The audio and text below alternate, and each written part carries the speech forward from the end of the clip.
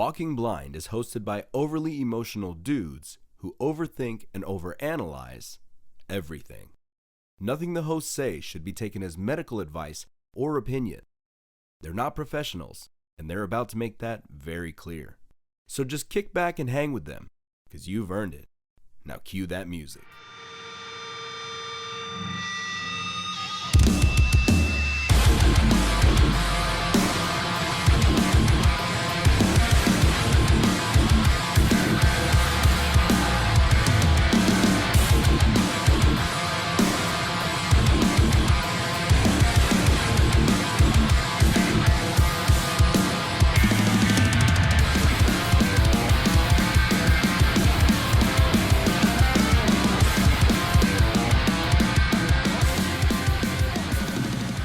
What's up, guys? Mike checking in. Welcome to this week's episode of Walking Blind. You'll notice we got a little weird different camera angle, and we've got a different setup, and that's because we actually just did our first episode with a buddy of ours through Zoom. Jeffrey Eason. I mean, there's so much to talk about that we're just going to jump right into it. We just wanted to get talk to you guys first. This is a long episode because we go into a lot of stuff, and I know it might jump all over the place at times, but the story is really fucking cool, and his story is really fucking cool. I mean, we're going to start this episode with a voice message that he sent us, and then I want you guys to hear this and then just listen to this guy's story and listen to what he has to say about what he's been through, because I mean, this is, it's heavy. But it's heavy in such a light way because he manages to have this sense of humor and this positive outlook on life that's just still, like, it's incredible to me. Yeah. He should, a lot of ways he shouldn't be here. Stuff he's gone through, and but he is, and he's starting to make moves to hopefully share his story, because I feel like his story needs to be heard. We're honored and humbled that he's willing to share it with us. So, yeah, hope you guys enjoy this conversation with our buddy Jeffrey. I cannot stress to you enough how fucking happy you just made me. Like, I have had the best week of my fucking life, dude, and I cannot wait to tell you about it. Like, it's just been a whirlwind of, like, insane realizations about myself. I have found this insane amount of love for myself for the first time ever that it's just like, it's almost overwhelming. Like, I haven't been able to see that for so fucking long that I forgot what it felt like to be proud of yourself.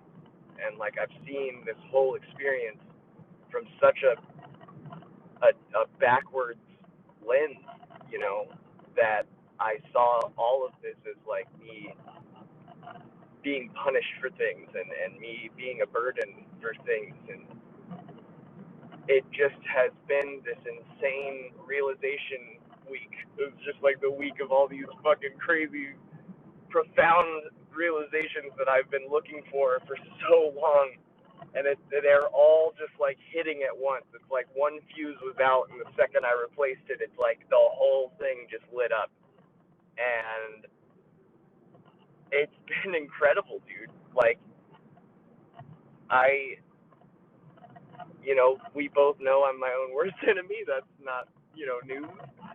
But the amount of perspective that I've been able to see around my situation out, and, like, the way that I have had to handle things in order to survive has just been such a profound experience.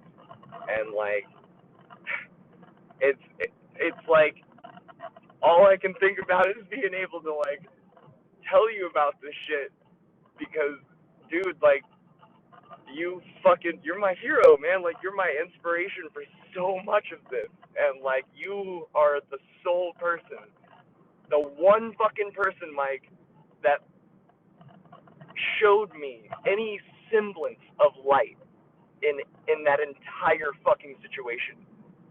I could not see any bright side. I could not see any silver lining before you were introduced into my life, man. Your music was introduced into my life. And then I had the pleasure of meeting you in person, and to see the level of empathy and care that you have for your fans is one of the reasons I love you so much, man. Like, you're just, you to your core are made of nothing but love and healing, and like, that is your purpose, and it's beautiful, and it's such a beautiful thing to be able to witness firsthand someone doing and fulfilling their true purpose. So I am so fucking unbelievably proud of you for being able to like come back out of after so many years, just like never, like you were never gone, man. That music slaps, bro. It's so fucking good, Mike. Ugh. And any Sunday, fucking name it, man. I would love that. This is all. What an incredible week. Holy shit. I can't wait to talk to you more, man. Fucking, if you have any free time tonight, hit me up. Let me know. I'm around. I just left a friend of mine's house. Sorry it took me so long, but this is a crazy long message. I love you, and I'll talk to you soon. Dude, so now that we can hear you, what's up, man? Not much. I had another audition today. Oh, cool. Sick. And crushed it, dude. Like, it was, and it was definitely an audition that was, like, super important. It was with, like, an actual casting agency, and, like, there was, like, the casting director was there, and there was, like, an assistant director there, and they both were, like, really stoked on me. And they said that I have a noir theme, or vibe. I don't know what that means, but I know what noir means, but I don't think I give like that Batman. vibe They think off. you're Batman. Yeah. Like, I think of like Archer Dreamland when I think of noir. Like, I can see that. which is an amazing noir season, but Dude. And so yeah. I'm guessing, are these auditions, are they in person, or are you doing, are you sending stuff in? It's mostly like self-tapes and like Zoom auditions, and this one today was a Zoom audition. So Cool. like, those are a little bit more nerve-wracking, and definitely like, I was stoked that I did all that today because I had most of this already like ready to go. Cool. Yeah. Yeah, that reel that you sent was cool. Yeah, dude. Yeah, that was. I've never felt like more cheesy, and like I hated myself doing it while I was doing it, because like I was like, God, like I've sat through so many of these, and I hate every single one of them, and I sound just like them. Dude, actually Mike does voice work, so he's had to do the corporate type of videos and instructional things too. Dude.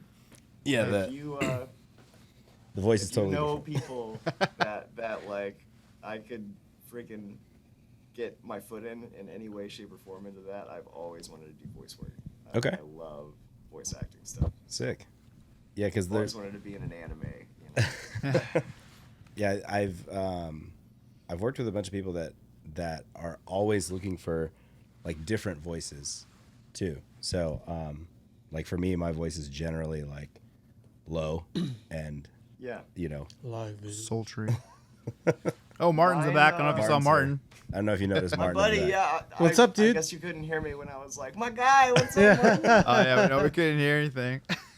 Dude, it's so funny because like I was just talking to a buddy of mine, but Martin and I've run into Martin more times in different bands coming through North Carolina than like I've even seen you in person. Yeah.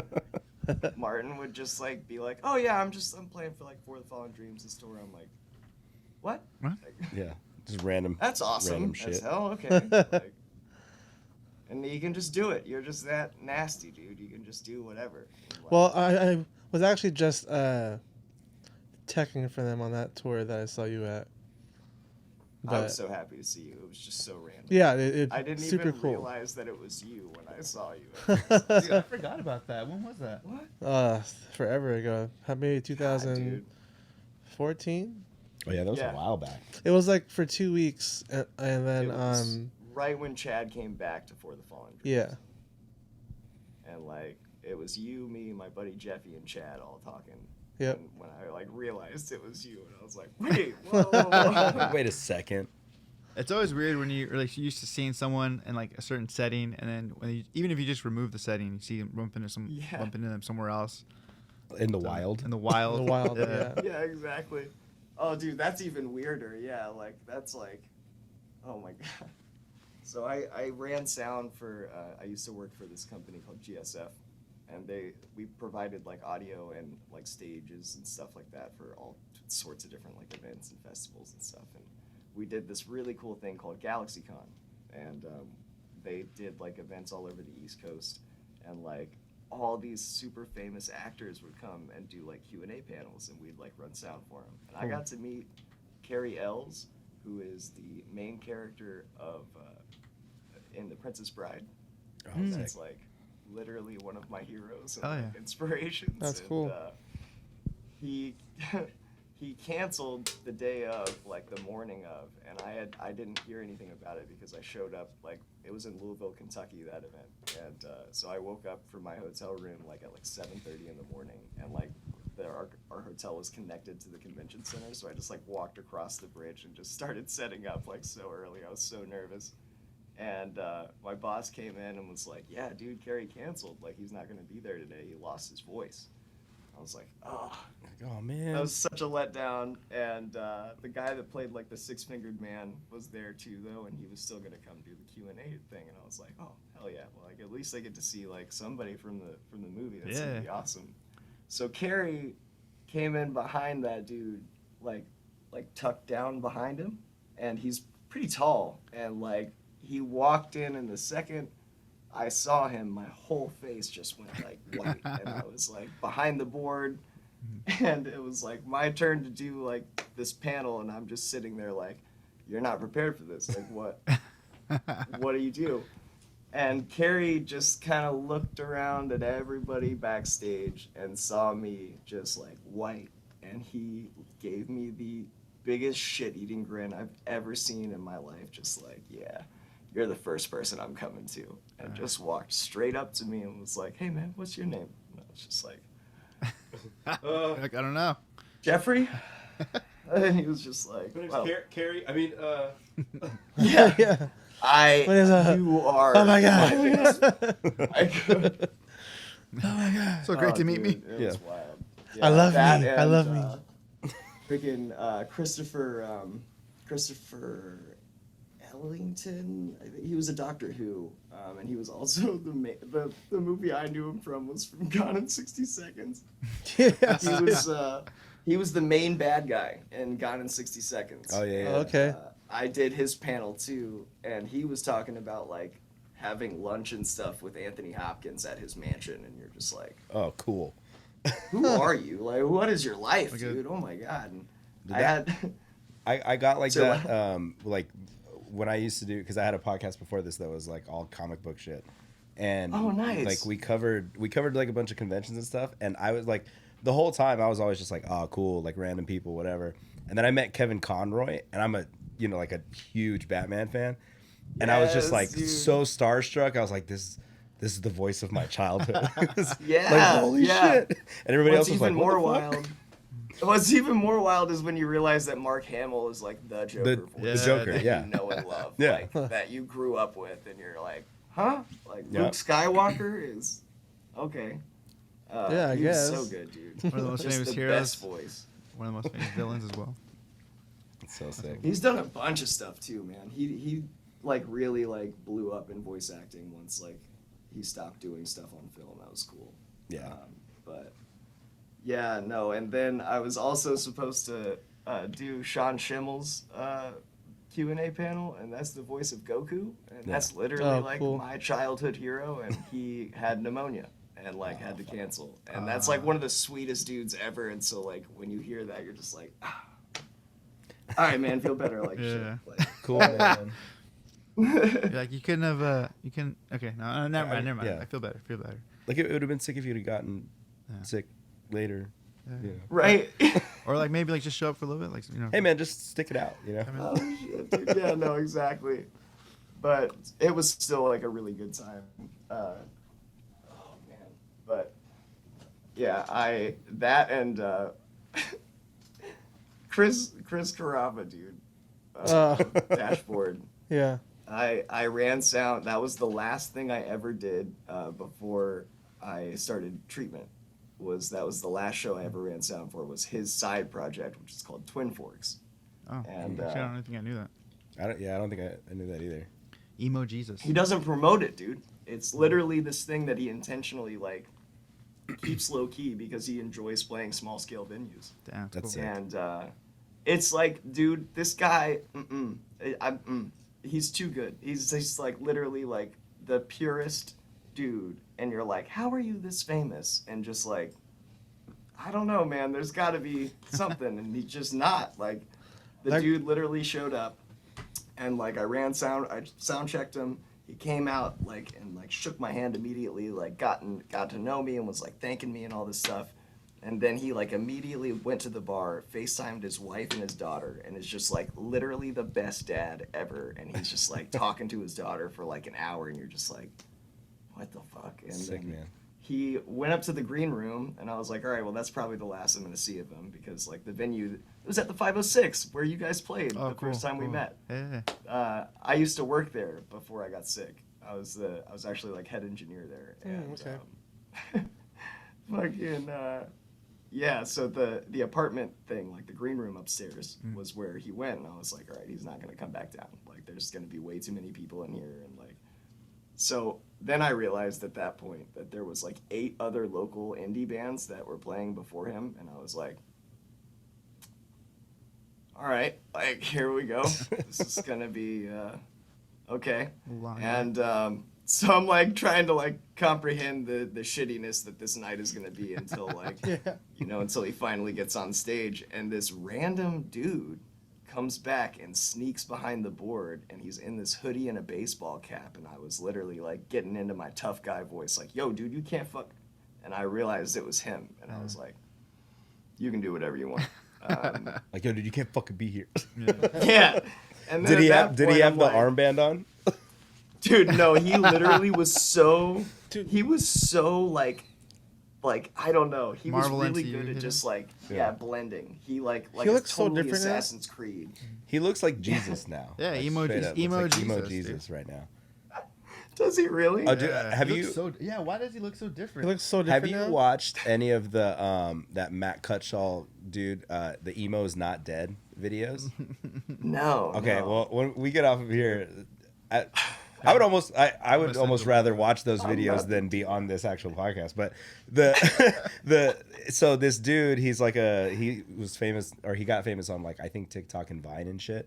But he grew up like listening to emo and shit like that. So he has these videos where like he's just a normal dude, but then that like the emo side of him takes over, and then he like all of a sudden just has black hair and shit like that. Dude. Okay. Well, yeah, so I do know that guy. yeah, so like as the videos got bigger and bigger, all of a sudden he's doing these videos like with Chris Carrabba, with Secondhand Serenade, with like all these artists and With like Spencer Chamberlain. yeah. So What? and then he put out a song under it's like a fake, it's a real band, but it's also a quote unquote fake band called It's what Chris calls him. oh right? my god, now I'm drawing a blank. But anyways, he has this band, and it's like legit like emo, like Screamo. early It's 2000s like emo. It's perfect. It sounds And it's Chris doing it? no, it's this Matt Cutshall dude. Oh. But then Chris shows up, and he's like basically like the Messiah in I have these. it on right now. Yeah, I don't know if we could play it, but Maybe not. But I'm Dude. just gonna text Send it it to to you so you can me. enjoy it. yeah, it's amazing, and he looks like straight up like emo Jesus. Like he's got really really long hair, and it's all straight, and then he's still wearing like He looks different though. What is it? I mean, why does he look different? Are his eyebrows different? the beard. Oh, the beard. Oh, Yeah. He's always had a little bit of scruff. Oh, he's got like a. I will say this, to be fair too, like that dude knows everybody. Like the week before I ran sound for him that night, I literally saw a video of him at a house party Yeah. playing like Hands Down, and everyone in the house was singing every word to that song with him, and to his right was Gwen Stefani, and to his left was Haley Williams. Huh. damn. it's one of those things where he's been in this music for so long, you know. It's like you see, and Gwen Stefani has too, though. To be fair, True, And yeah. if that girl's singing every word to your song, you have made it. Yeah. Like, I mean, he's also on like the original Spider-Man soundtrack, so like, yeah, he's That- huge. What's funny about that is "Vindicated" is how Daniel can find C. Oh, by singing. Yeah, That makes sense. and he showed, dude. He did it. He like just when we, like, yeah, while we were recording, he literally was just like, cause I think I asked him, I was like, "Do you really have perfect pitch?" He's like, "Yeah, I think so." He's like, I was like, "You know the song Vindicated?" He's like, "Usually if I hit that, I know that's a C, and then I can tune from there." And so he was like, whatever it was, and then he pulled his phone out, and then he was on. It was crazy. I was like, "What the fuck?" That's wild. And I'm like, I don't. That blows my mind. I'm just figuring out like notes and stuff, and like I know that sounds silly because I'm a musician and Not silly. It's not silly. I do I don't play understand stuff, timing. but I didn't know. I didn't. Because that's a fact. His timing is really bad. I was very fortunate to learn drums as my first instrument. Very so cool. Timing aspect. Yeah, was, that helps. Not. That's what I hear. Yeah, not an issue. Learning everything from Dan Searle and Kelly Byland was like, that kind of set the tone for me. And, dude, oh my God, what was I going to say? Yeah, no, like, Chris, though, yeah, when he, like, snuck back there, I was just kind of, like, trying to give him, like, space, not to, like, bombard him. I didn't want to be, like, a fan guy or anything like that, but like I was totally starstruck, like and I didn't expect to be either. Like I was totally fine, and then he snuck back there, and I was like, "Is he gonna fucking talk to me? Like, is this like what do I do if he does that?" What do I do right now? And I just like periodically, I'd like kind of glance over, and he'd like catch my eye and be like, "Huh, what's up?" And I'd be like, "Just look busy. You're like, You've already "Nothing. set everything. I'm just you've doing everything cued I'm doing something very important right now. That's why I'm not talking Look to you." at these faders really hard Yeah. right now, and just like no, Just so, like turning and and then then turning he- back. So Yeah, exactly. Like he's We- like, so do you play any instruments? And I was like, Who, me? what? What? I like music. Yeah, I play the drums and a little bit of guitar. And I try to sing. And he was like, "Oh, that's cool, man. You in a band?" And I was like, Yeah. I'm like a solo artist. And he was like, "Dude, that's awesome. What does it sound like?" And I was like, "Well, you and, Yeah. and City and Color." And he was like, I was like, And he was like, I gave Dallas his first tour as City and Color. And I was like, that's cool. So That's fucking wild. Damn. oh, Damn. that's hot in here, right? Damn. Like, oh. Yeah. And the dude literally, he just talked to me the whole night. All 8 of those bands, he literally stayed back there and just wanted to get to know me. And it was all genuine. It was so weird. And he was, right before he went on stage, he asked me what my favorite Dashboard song was. And I was like, Stolen. You know, it's a whatever. classic. It's my favorite, you know, Yeah, whatever. it's a classic. Just- that dude played an acoustic version of Stolen for me to end the night. Whoa. And that was truly like that was before the fight, like my fight with cancer started. That was the last thing that I did as an engineer, and he gave me that, you know. And he didn't even know. I didn't tell him. I didn't say a fucking word about it because I didn't want it to be like pity, you know. I didn't want him to know that aspect, like. And at the end of the night, I was like, "Hey man, like, you know, I think I might have my guitar in my car. Like, I might. If I do, would you mind like maybe signing it?" And he was like, "Dude, yeah, go get it." I was like, "All right." I just like full sprinted out there, went out to like go get it for him. It was actually, I'll grab the guitar. You're like, "Yeah, it's just in my car." He like drives all the way home. Yeah, man, just it's in my trunk. So why don't you just hop in there and then we can figure this out. I think it's Logistically. I think it's in my trunk. I'll be right back. I parked on the like the far end of the parking lot though, so Yeah. It's like So- really far. it's really far.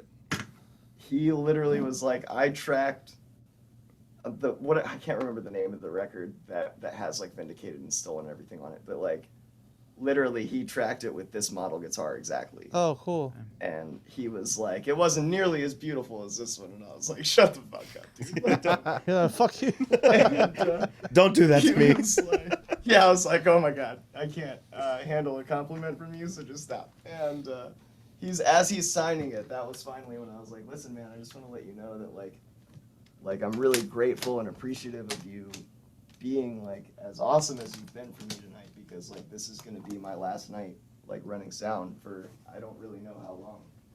So He kind of looked at me and was like, oh no, what happened? Like what's going on? And I was like, I actually just got diagnosed with stage 3 Hodgkin's lymphoma, and I start treatment tomorrow. And he did not react. He literally, like everybody that I said that to at that point, and this is why I didn't say anything to him at first, because everyone was always like, oh my god, yeah, I'm so sorry. like the extra Like, emotional. Yeah, like, I get it. Yeah. Like, you know, like it's a jarring thing to hear, especially if like you've never been through it or seen anybody go through it. And so like I just didn't want to see that from him.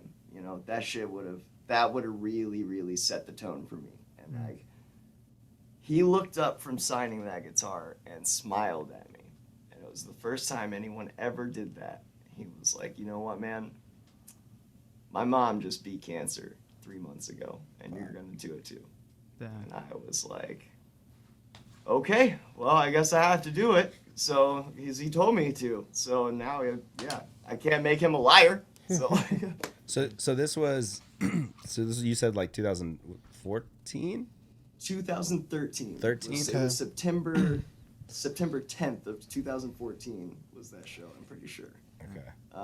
And yeah, he was just really, really awesome, man. That was the best way I could have ever imagined, like, ending my career at that point in my life. And like, I felt like really fulfilled and able to like walk away and go into treatment, like knowing that I kind of ended on a high note, you know. Dude, it's such a sick way to just be like, yeah, that was my last show. Right? This is my last, like, it's my fucking hero. You know what I mean? Like, Yeah, you know, exactly. like, Exactly. that's crazy. Isn't it wild too? It It's was like beautiful. emo Jesus is the one who does who smiles. And yeah, at you the, said at emo the Jesus. sadness, and he's just like, dude, you're gonna beat this. It's like, It's like, you got this. my child. Literally, man. So how That's My son. how long before that had you actually been like diagnosed? Like how before that show?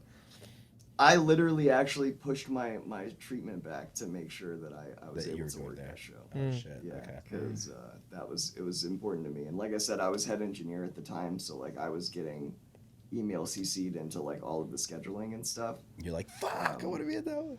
Yeah, I saw that thing like months in advance, and I was like, yep, I'm taking that one. Yeah. So Yeah. it was kind of crazy. The soundboard that was at the 506 for the longest time was actually the soundboard that was at the very first venue I worked at 16 years old. That was the soundboard I learned on. Dang. Oh, wow. And it was at a place called The Brewery in North Carolina. It was off of Hillsborough Street in downtown. And like, dude, bands like Nirvana played there, and like all these crazy bands for like 30 years plus. And I worked there until 2011 when it got torn down. And then I got a job like a couple years later at the 506, and literally that board was there the first day, and I was like, sick. nah, Hello, old friend. no way. And I like kind of like examined it, and I was like, oh, the possum puke stains. Like, it is the board. Yeah. Like, Oh, so my so it wasn't God. even the same model. It was the same one. It was the exact same Whoa. board. Yeah. Okay. That's Mhm. sick. That's crazy. Yeah. I could see like tape marks that I had actually laid out on the board, like from like the outlines and stuff. Yeah. And, like there were certain things that my mentor and I would leave with like electrical tape and then like Sharpie, and like Ron actually he put a strand of tape over the EQ faders, and it said, if your name is not Ron Lentini, do not fucking touch this. This is great. That venue, the 506. What when you saw us there, what tour were we on? I'm not gonna lie, man. I literally don't know any other band that you guys played with that night. I Okay. was only there for you guys, and it was. I can tell you confidently, it was like February of 2014. Okay. Was that the show that you were on stage for? Okay. Yeah, yeah. So I guess we are kind of on a podcast. That was So- actually the video. Well, I've done that twice with them now. Right. And the video was the Census Fail show at the Cat's Cradle. Okay.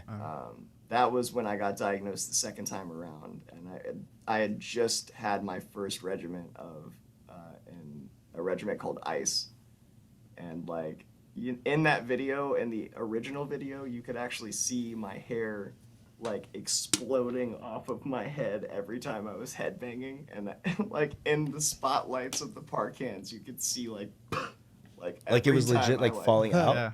Yeah, Wow. yeah. I took a shower dude. that night, and the next day I was literally bald, like cue ball, like Mr. Clean bald. Oh my god, that's Yeah. crazy. It is literally the second most intensive regimen of chemo that has ever been invented. And so that that was the second wipes you. round that you did. Yeah, yeah. Okay. So can you take us back to like when you first, like, what was the thought process? What was like what was your headspace when you first got diagnosed? Or like, I guess even before that, like, what were the signs to you that was like something's wrong, like something's different? So it's funny because I like didn't. Oh, hang on one second. I'm gonna grab. My vape is somewhere. There it is on the other side of the room. Before I get into this, just wanted to get comfortable. All right. So I may need the same thing. I got the vape over there. yeah. So it was 2013, September 11th was diagnosis day, and there wasn't really a whole lot of indicators at first, to be honest. I had it for like at least a year before I was diagnosed. It was stage 3 at diagnosis, Oh, so wow. like, Okay. it was bad. Yeah. So one thing that it causes, like when it's untreated, is like severe aggression. And like I'm not an angry person, never was. I actually like was pretty much a pushover, like let anybody say whatever they wanted to me. And there was just this point where I just didn't anymore, and like went way overcompensated with it. And even like things that were as simple as like, hey man, did you like move my drink or something? And I'd be like, what the fuck is that supposed to mean? Huh? Like just Shit. like lose my shit over nothing, and I would just have these like weird freakouts. It's like moments of hyper aggression that just yeah, would just come out of yeah, nowhere. and so I started going to therapy because I was convinced that it was like my brain just like Yeah. finally. I was like, I knew I was crazy, and it's just finally happening. So like, I need to like figure this shit out. And so about a year later after that, I was so convinced that it was just like me, like needing to cope and like get like anger, coping mechanisms, breathing things, and then all of a sudden I woke up one day and on the side of my neck there was a strand of lymph nodes from here, and they go, they line your body all the way down. Mm-hmm. It goes from here and then underneath your collarbone, and it actually you can feel the strand continue on underneath your armpit. Mm. So from that point all the way up to here, they were out to here. Oh wow. Like That's they were crazy. literally like the size of tumors, like individually. Holy shit. And I couldn't turn my head like this because they were so swollen. And it just happened literally overnight. Did you wake up like? Oh, could- hey, What's sorry. up? Revan, come here. Come here, Mr. Boy. Put him on your lap. Yeah, we love dogs here. Whoa. Oh my God. Cool. It's like your own He personal is a- wolf. He is a wolf hybrid, actually. Sick. Oh, it's like my Dang. dream. That's awesome. He is 75% wolf and and 25% German Shepherd. Awesome. Sweet boy. Oh my goodness. dude. I feel bad for people who are just audio only. Yeah, I know. Audio are only. missing. There's reasons why we record video for this. There's a fucking wolf on the screen. Oh, look at he's smiling. Look at Look how him. happy he looks. So sick. A happy wolf. He is. He is a happy boy. He gives hugs. It's beautiful. And he sings with me. It's really cool. That's cool. That's Um, tight. It's like particular songs get them going. But like wolves, when they howl with each other, I actually like learned this after I got him. But they harmonize. Like that's what they're doing. Is they naturally harmonize with one another as a pack. Fucking And, cool. so You know how there's long it's certain- taken us to harmonize? I know. You do it. Because we're not a real wolf pack then. Do it right now. Ready? 1, 2, 3, go. I had to be my own wolf pack, you know, and I had to harmonize with myself until I got this guy. That's so And sick. It's kind of cool because like there's certain songs that I've written that are like some of the ones that make him get going, and like How old is he? he is 5. He's 5 now, or going on 5. And then we were totally going off in a tangent, but I don't care. Do you like find a wolf dog? Do you buy a wolf dog specifically, or does it just happen to be like, oh yeah, I had a husky and a wolf happened to come in to my yard? Like, how does this happen? This is kind of a sad story, but it is beautiful in a way, and he saved my life, man. I had a German Shepherd Rottweiler for 12 years, Mhm. and her name was Gnarly, and Sick. she was 110 pounds. She was a fucking tank, and she was literally the most vocal dog I've ever met in my life. Smartest dog I've ever met, besides Revan, but he's a little different. It goes in a different like bracket, you know what I mean? And like this dog knows how to be spiteful. It's very weird. Yeah. And anyway, Gnarly though would get like frustrated that she couldn't make actual words when she would try to communicate, and would just Interesting. start like yelling even more that she couldn't like get you to understand what she fucking wanted. Yeah. And so she actually got cancer, and like I had to put her to sleep 6 months after I was cleared. Wow. And like she saw me all the way through. The And, first like, she the was there first for time me or both times? all 3 times actually. 3. Oh shit. Yeah. Yeah. Holy fuck. Yeah, That's we'll a- get there. She held on the whole time. That's so cool. But yeah, the last time, like, you know, when I was cleared for good, she lasted for about 6 months, and then like it got to a point where like she couldn't do things that she normally did, and like she couldn't even like use the bathroom on her own anymore, and it was just like I couldn't watch my strong, powerful, protective baby like go through that anymore. And like I watched that dog, like she could chase down deer. I've never seen a dog like move like that. Again, until Revan. That dude, literally, like, I've only seen him sprint one time in the 5 years that I've had him. His whole life, he's only sprinted once. And it's like, he just, like, melts into the, like, It's it's so the much weirdest power. thing. Yeah. Dude, and only one dog has ever hyped him up enough to get him to get going like that. And it was a purebred German Shepherd. And, like, it's one of my best friend's dogs. And they love each other. Like, literally, it's so cute. And, he was just so hyped one day, and I'm so glad CJ was there when it happened, because like if someone else wasn't there, I would have totally believed that I was just tripping. Like there's no way I saw that. It Like, makes the me dog just totally. Do you guys remember? Did you guys watch Dragon Ball Super at all? Because like there's this one sequence in Dragon Ball Super in the Tournament of Power. There's this guy named Dispo, and he's super fast. And when he like gets to that speed, his whole body almost like does this weird warp thing. And that's exactly what he did. It was just like, what the fuck was that? But It's the wolf. yeah. Anyway, Some wolf shit. it's man. it makes me feel yeah, dude. it makes me feel pretty satisfied with the fact that my dogs are not that masculine and awesome, because my dogs are just fat and Dude, I have a Shih Tzu. he is Yeah, the you have a biggest Shih Tzu. baby that you will ever meet in your fucking life. He is not masculine in any way, shape, or form. doesn't matter. That It's is part the- wolf. I'm like, yeah, He's I so- have a bulldog that just snores and farts. Like, Yeah, I also have I also have a pit bull lab mix that is literally just a fat bastard. Look at him. Hang on. Yes. Hey.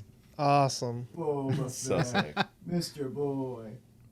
He's like, don't even look at me right He's now. like, I'm not gonna move. He licks the floor so much that his tongue is like literally been stretched out, and so it can't stay in his mouth when he's sleeping anymore. It Nice. just looks like a shrinky when he goes to sleep. It's ridiculous. He'll like Okay. wake up and just be like, I'm just like, ugh.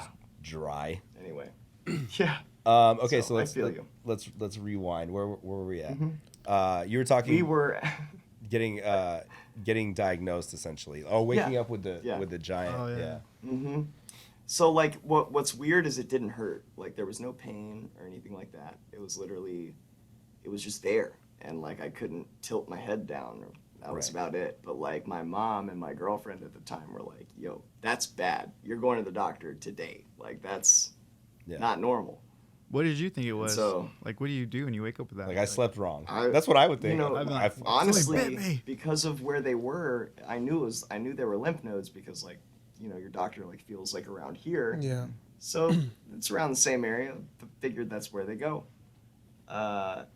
So I go to my like primary care physician. Nothing weird. And he looks at me and is like, you know, I don't want you to panic. Nothing's like, you know, set in stone yet, but this is a pretty clear-cut sign of lymphoma generally. Now, I didn't know what lymphoma was at the time. So when I heard lymphoma, it sounded like pneumonia to me. Right. So I'm thinking like, all right, some like weird bronchitis thing. Okay, cool. Probably give me some medicine from the pharmacy and I'll be fine. And So was I'm on my way home. was stuff My like dad that calls like? me. Oh, sorry. Good. Oh no, you're good. My dad calls me and is like, what did he say? And I was like, oh no, it's not a big deal. It's just some lymphoma and probably get something from the pharmacy here in a minute. He's gonna call me. And my dad was like, I don't think you understand what lymphoma is, son. And I was like, okay. He was like, yeah, just wait till I get home and like don't look it up. So obviously the first fucking thing I did was look it up. And yeah, at that point I was like, oh, okay. Well, it's not set in stone. Like it's just a cancer scare. You Right. know, at this point it could be anything. And like you don't really like in retrospect it was definitely obviously denial and like it was just like so clearly in my face and I've never seen my like primary care physician like with that kind of panic on his face and that wasn't making sense to me either because I've been going to this doctor since I was 4. I was 21 at the time and so he sets up a biopsy. The surgeon that I go to, and like this all ties into shit. It's very weird how everything played out because if it didn't go and if it literally went any other way, I would not be here. If I would have had a different surgeon find my cancer specifically, I would not be here. Damn. So his name is Dr. Podnos, and I will never forget that man because he found it. He brought me in and was like, "Yeah, it's Hodgkin's." And I was like, "Okay." And he was like, "I'm gonna get you set up with this doctor. He's gonna take really good care of you, and he's gonna take it from here. And I trust this guy a lot, so you're in good hands." Turns out, he was like college best friends with this guy. They went to school together, and he also turned out to be literally the guy that runs the hematology oncology clinic for a subsidiary of UNC Hospital. Also one of the best oncologists in the world. Damn. I had no idea about Wow. any of this. The dude is waitlisted for like a long, long time, and because people are just desperate to get his help, and because he saves lives, and he cares a lot about his patients. So I saw him the next day, literally, and there was no time, there was no lag, and I didn't register that was a big deal because Yeah, that's huge. he Yeah. was like, "You're just gonna go see this guy tomorrow, and it's just gonna happen. Here you go." And I was like, "All right, cool." Yeah. Like, going from one place to another, like, here we go. Mhm. And that was that wasn't even where it really set in. But like diagnosis wasn't. I would say that it didn't actually set in until the second time I got diagnosed. Like truly, I went through the whole first run, and it was scary at times for sure, and like the reality of what I had and the sickness and shit that I was feeling, looking at what my body was doing externally. Yeah, that shit was scary, and like it was dark, and like I hadn't experienced fear like that before. And like that was when I met you though. And like that was literally like, I don't know, I'll get there in a second. What I will say about the first time around is the regiment that I did. It was called ABVD. And like each one is like an abbreviation. Each letter stands for a different drug that they're pushing into your body. Each drug has a very specific way that it has to be pushed into your body. Like X amount over 20 minutes or some shit like that, you know? So I would be there upwards of like 6 hours a day. Like when I was like, not like every day, but like when I was there for treatments, it would be like upwards of 6 hours. And then for ice, I was actually hospitalized every 2 weeks for 3 days straight, like getting pushed with nothing, like nonstop chemo pushes. And that, yeah. But so I went through my whole first regiment. I didn't throw up a single time, and I was so fucking proud of that. Like, that's a big deal. That's huge. Go through chemo, and I mean, it was a lot of weed. A lot of weed helped a lot. And, you know, so I go in to the second time around, and I'm like, yeah, I got this shit. I didn't throw up a single time in my first regiment. And I should have known from the look on the nurse's face when it didn't even budge. She was like, "You're gonna throw up," and I was like, "We'll see." We did. Like, So we did so see. in between like your first diagnosis and first treatment and the second time around, like what was the time frame there? Like how long in between was that? So, yeah, I definitely I'll go back a little bit to explain the staging. And then in terms of like the treatment plan. So when you get staged, this was the first little crack of the setting in was the staging. Right. I will say that because they have to check your bone marrow. Right. Because when lymphoma becomes stage 4, it goes into your bone marrow, and it becomes lymphatic leukemia. So they have to do something called a bone marrow biopsy. Yeah. And it's pretty intense. I don't know if like it's cool to go through all of it for some people that may be weak of faint of heart. But essentially, they take something that it looks like a railroad spike with a corkscrew handle, and they hand turn it into the center of your pelvis. Oh my God. And you are awake. There is no medicine to numb bone. So you feel all of it.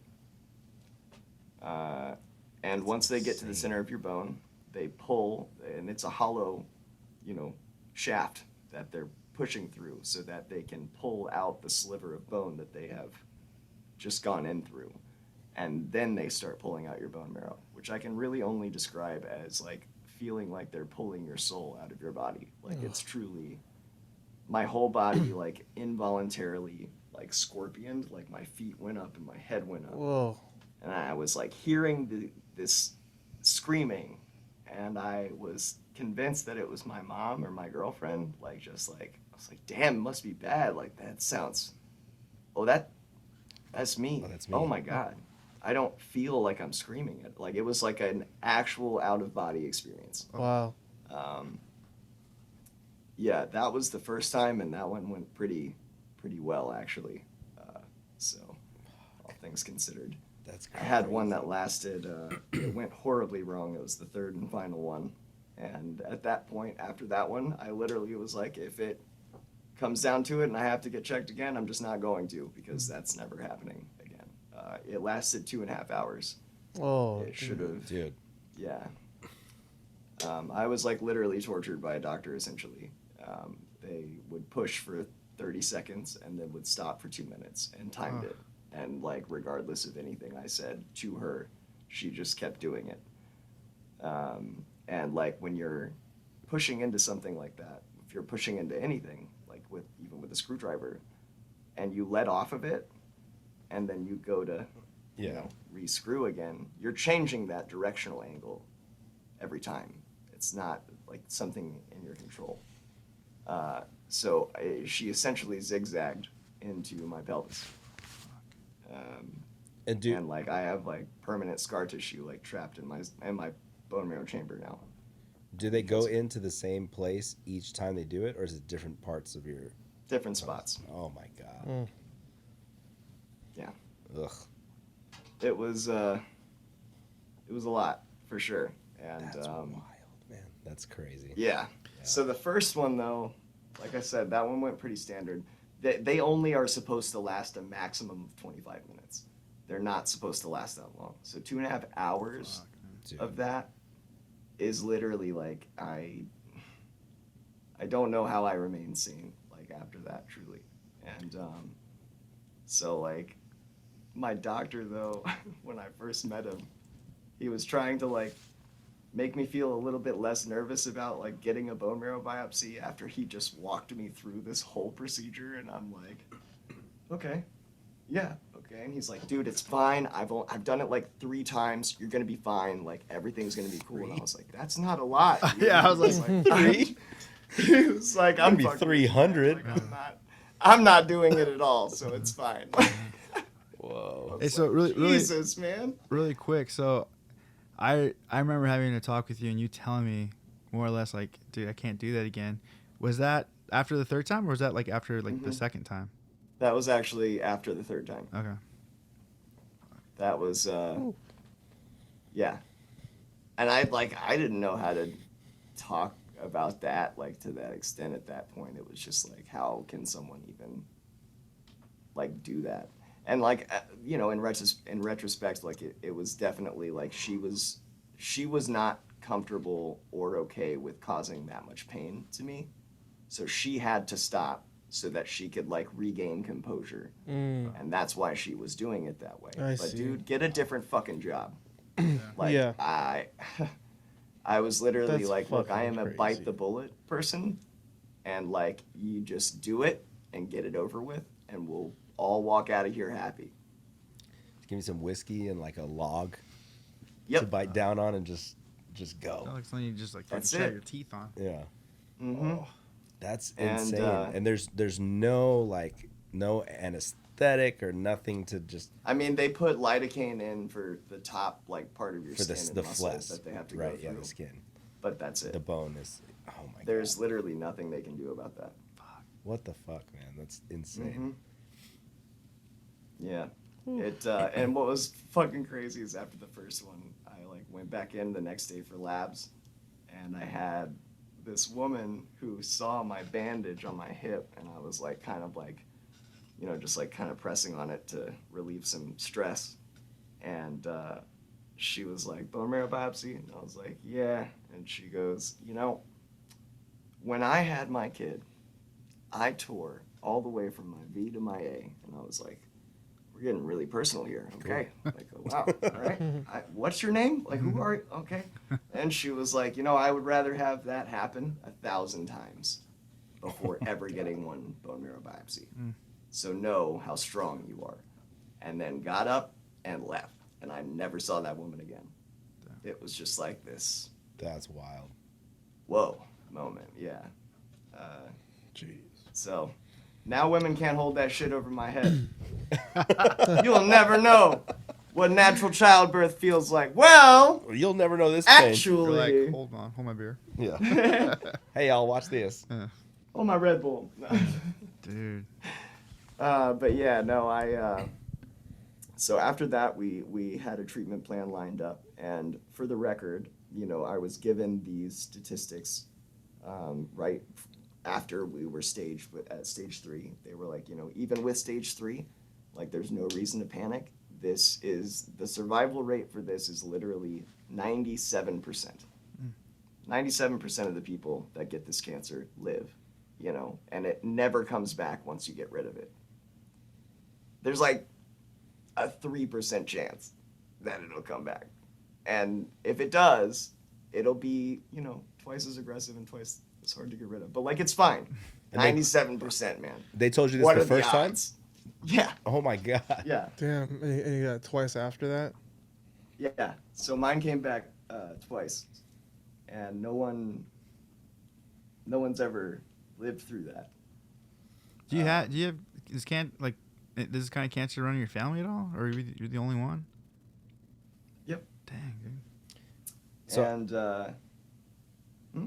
so I'm just sorry, like I'm like doing a quick. oh no, don't apologize, man. little I'll keep Google going. search. So like, stop me. Yeah, stop me when you have questions, because it's just like a. I just kind of wanted to know, like, so what's because I know that Hodgkin's lymphoma is a lot less common than like a non-Hodgkin's lymphoma, correct? I think that they're about the same. What's like I'm the not really difference between the two? I don't know the exact difference in what the cells do in terms of like what cells they go after, really. But what I can tell you is it's significantly more common for non-Hodgkin's people for your cancer to come back. Okay. That's super common, and it happens a lot. But the upside of it is it's never like stronger when it comes back. It's just always just as like annoying, you know. Right. But that enough times getting treatment, enough times for it, that still does major damage on your body. So like it's still not ideal. But so with mine, you know, I'm given all this like positive news, like everything's gonna be fine. This is just gonna be like a 6-month long illness, basically. But it's like definitely something you're gonna beat. Shouldn't see it anything more than just like the flu for 6 months. You know. And that's basically what it was, with the exception of like the underlying feeling that the chemo gave me. Right. Like, it's just, and I mean, anyone who listens to this that has gone through treatment will know what I'm talking about. It just like, it's not like necessarily a taste, but it's in the sense of taste. It's in your senses. Like you can feel it somehow in your smell and your taste, but it's not anything, and it's just poison, and it feels like you're being poisoned all the time. And like, but that's as far as it went with the first like regimen, you know. And you know, obviously I like lost a lot of my hair, and I refused to cut it. So I was like walking around looking like fucking Gollum for like 6 months. And like everyone was like, why don't you just cut it? Like, you know, it's not that bad. And I'm like, because I refuse to like let this shit like change my lifestyle. Like I want to have my hair, so I'm gonna keep my fucking hair. Yeah. And like I had really, really long hair like a year before, not even a year before I got diagnosed. And my fucking girlfriend at the time convinced me to cut it all off. And I was just growing it back out, and it was just getting to like a point where I was about to be like, almost like, I'd say like about here. And I was like, yes, like it's like past the awkward stage. Like, yeah, diagnosed. Fuck. You're about to lose all this shit. I was like, I'm never cutting my hair again. Like this is fucking, I'm never again. But anyway, that was the extent of the shit that I went through. And, you know, I was still in a very weird place, especially at the end of it, because that's when the questions of like, oh shit, like what if this doesn't work?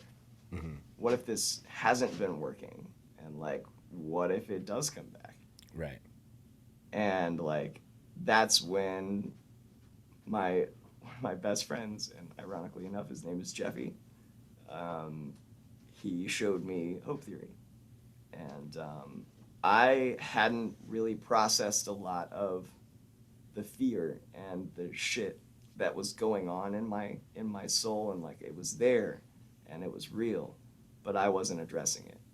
And Hope Theory, man, all right, I got this. Okay, so the section that got me, that like literally like I have never gone so quickly from just like, yeah, whatever, I'm fine, to just like, shit, like literally just emotionally just melt down just in this like, holy fuck, I needed to hear that more than I ever knew. Like, and it was, even life at its worst, it doesn't even come close to the strength that you've shown or the fight that it took to get you to this point. Never look back, never lose sight, never lose hope. It's not a noose, it's a rope to pull you out of this mess that you're in. And when I heard the fight that it took to get you to this point, it resonated so hard with me because like I was literally fighting for my life every day. And like no one, I think, really understands that unless they're going through it, you know, unless they like have that vibe. And like I didn't even see it like that. And you know, Mike and I were talking about this earlier, just like about not wanting to like allow yourself to be able to like, you know, feel and like hurt, and like you feel like almost undeserving to feel these things and like to feel this way. And you know, I wasn't addressing that I was suffering, and like that was just this huge encouragement in a time where like I didn't even know I needed it. And like it was the song that made me see that like everyone else was just so panicked and they couldn't help and they didn't know how to help. And so like, and at the end of the day, dude, like you don't have a support system.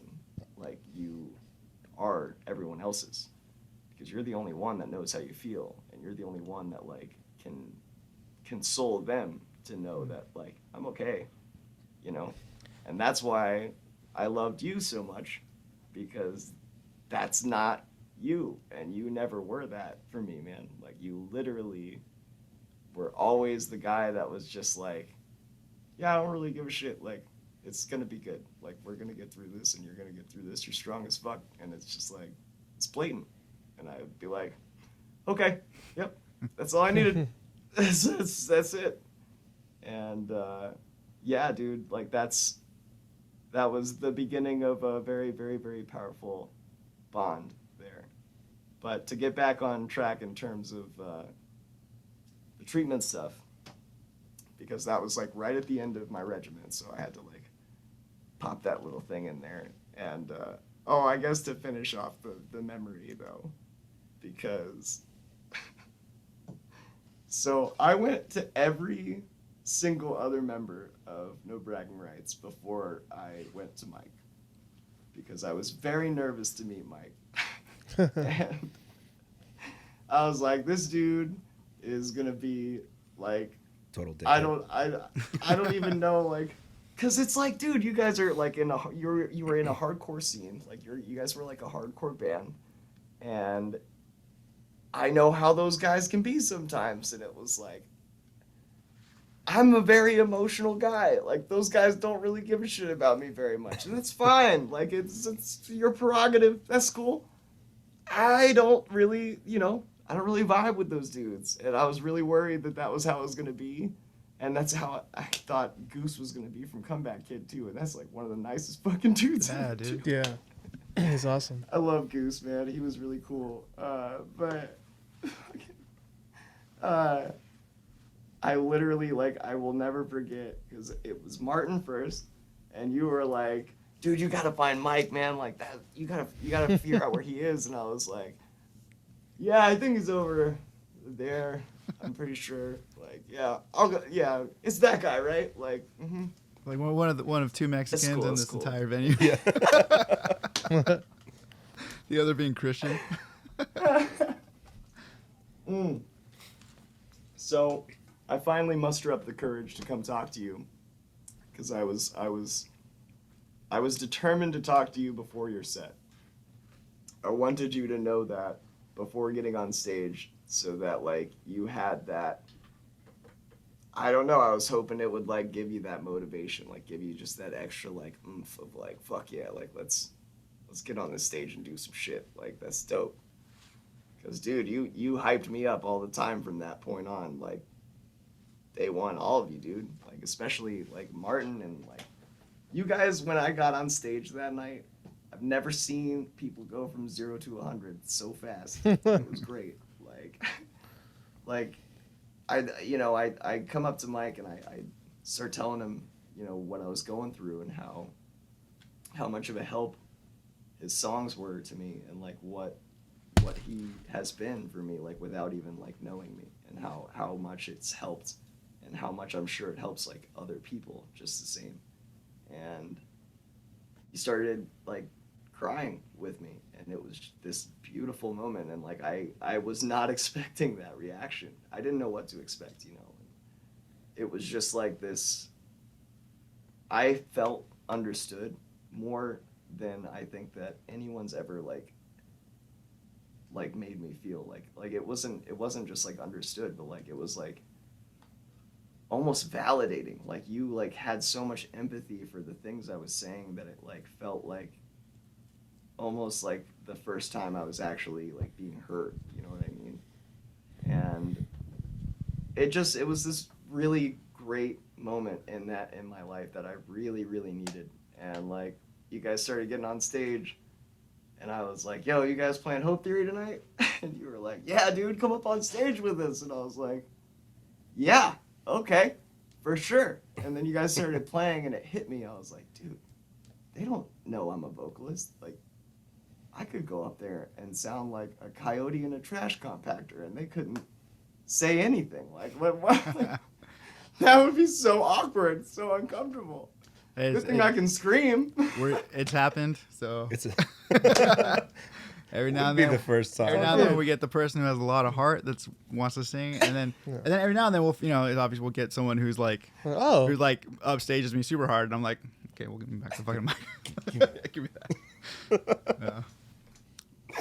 that. So one of the things for me, I think I was talking to Mike about this. One of the things that kind of stands out to me is like we talked before, so I knew the situation, but at the same time, like you're in the show and like you're up there and it's cool, and I have memories of like kind of looking out into the crowd, and I just see people sobbing, like people that knew you, and like and so that was like that kind of hit me again too, because it was like I thought of it just like this is a cool moment, like this is crazy that he's mustering up the strength to even do this.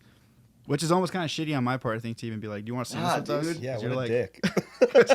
Like, real talk, though, man, like, I needed that more than I could have ever explained to you guys. Like, I couldn't play music anymore, and I hadn't been in a band in years, like, even before, like, the treatment. Like, the last band I was in broke up in 2011 or something, and then like I just didn't do anything but run sound for so long, and I was so desperate to like be back in music, and I wanted to be a vocalist for a heavy band, and like no one took me seriously. And when I got sick, it was like really, really discouraging for me in that regard, because I worked really hard on my voice and like to get to a point where I was like confident to front a band, especially in the metal scene. And then when I got sick, it was just like that dream just felt so much further out of reach. And like it wasn't even about like trying to get big or anything like that. I just wanted to fucking do it, And like just even that was like such a goal for me, and that's why I'm like learning how to play guitar now, and like because I can play those drums like 8 days a week. It's just I didn't understand, and I still don't really understand guitar, but I'm getting there. So I'm sorry, I just saying that I'm kind of realizing. So your previous band, you played drums, or you weren't the vocalist? So I was in a few bands. My first band, I was 14, and it was me and my older brother David. And he played guitar and sang, and I played drums and sang. And it was just like a two-piece, like alternative rock band that was horrible. But somehow we drew a bunch of high school kids and just kept drawing.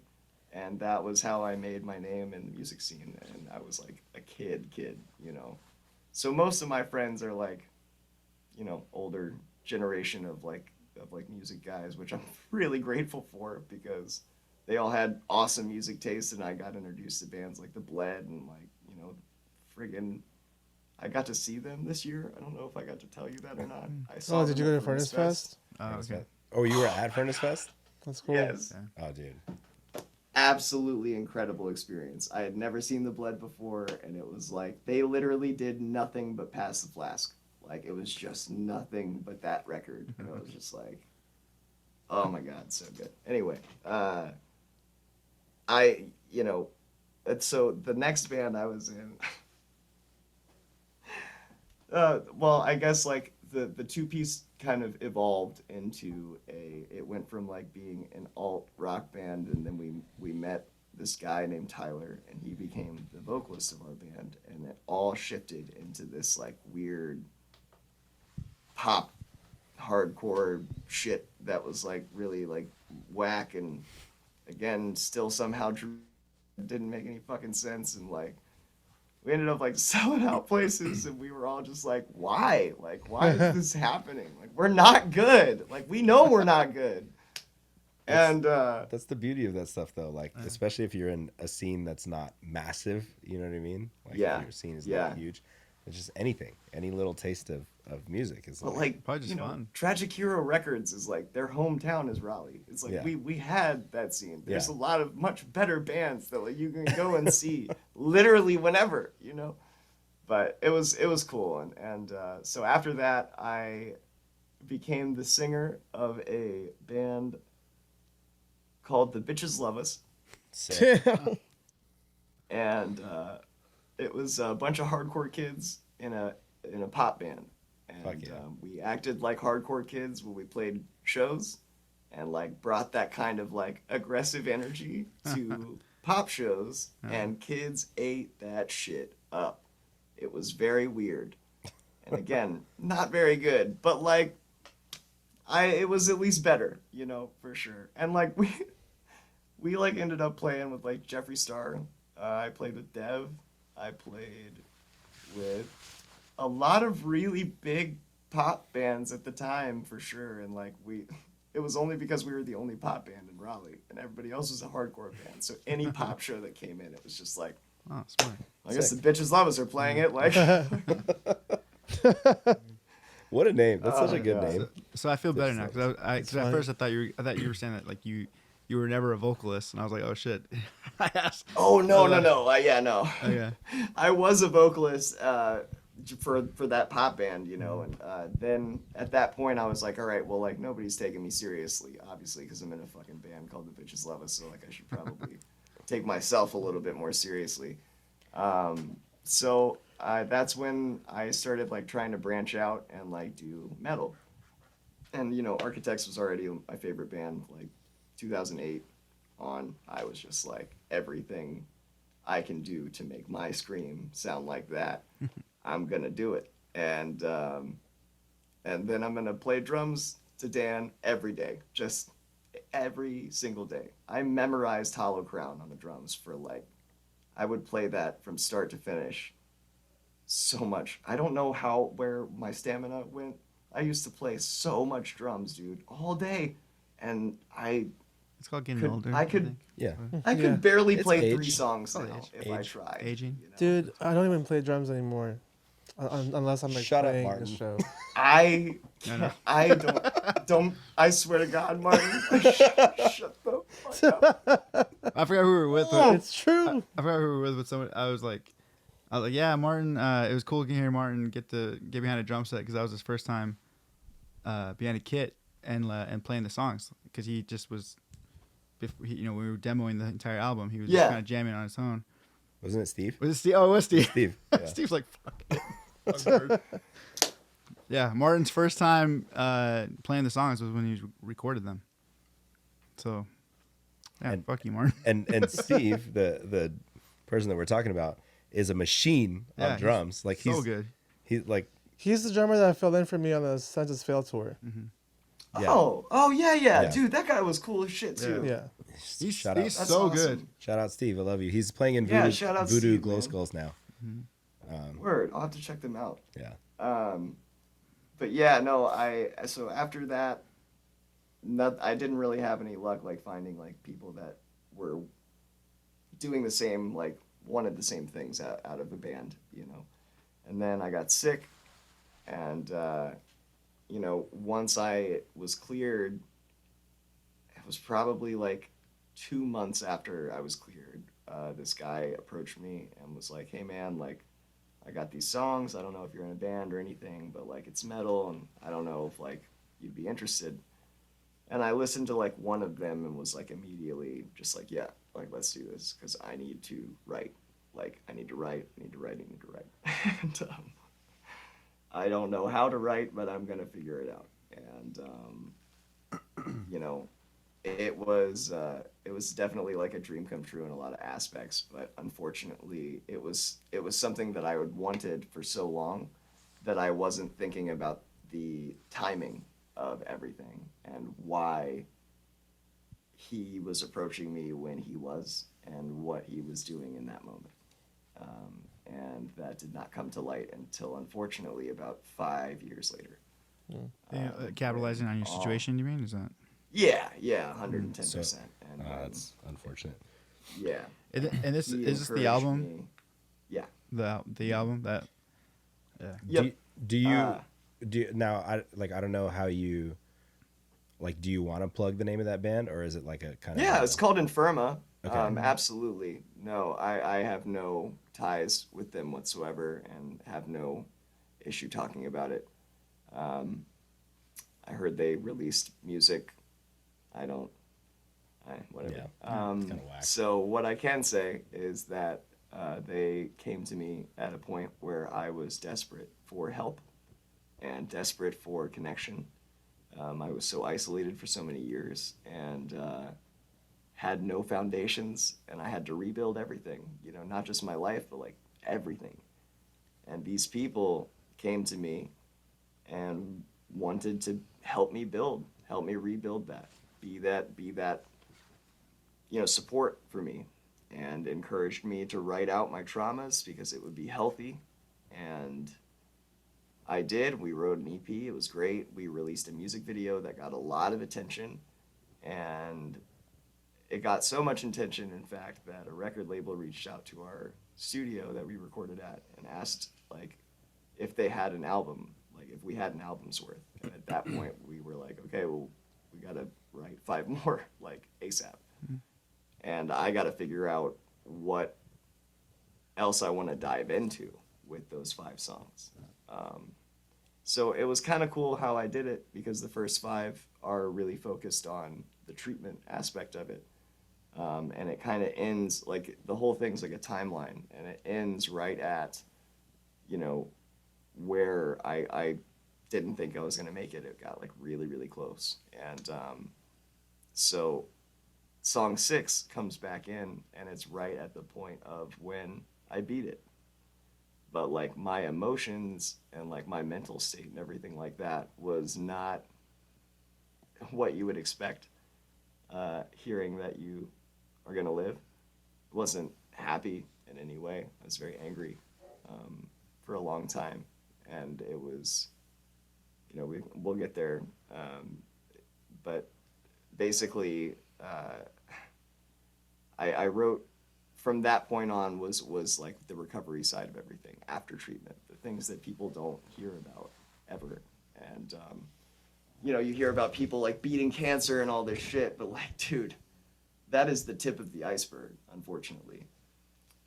And just refocus that. But yeah, no, there was so much more after that was so much harder than anything I went through treatment-wise. And it was all mental.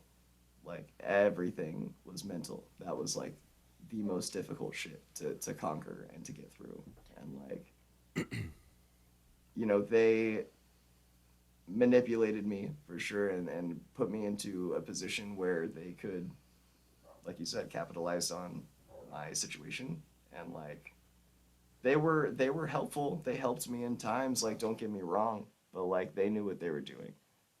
And when it came down to it, Kyle, the guy who approached me initially, he ended up actually having a baby and leaving the band. And, like, about a month later, they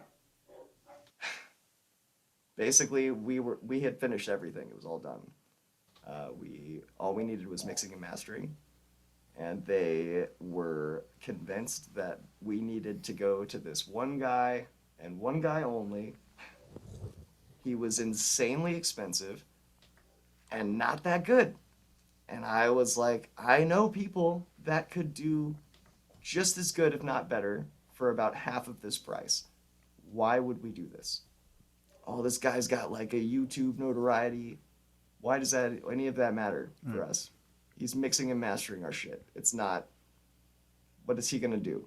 Yeah. Is he going to promote us and market it? Like, no, that's not, no.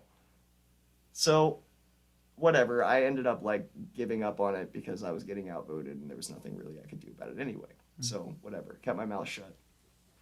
In the mixing and mastering process, the dude decided that he wanted harmony tracks added that I didn't do.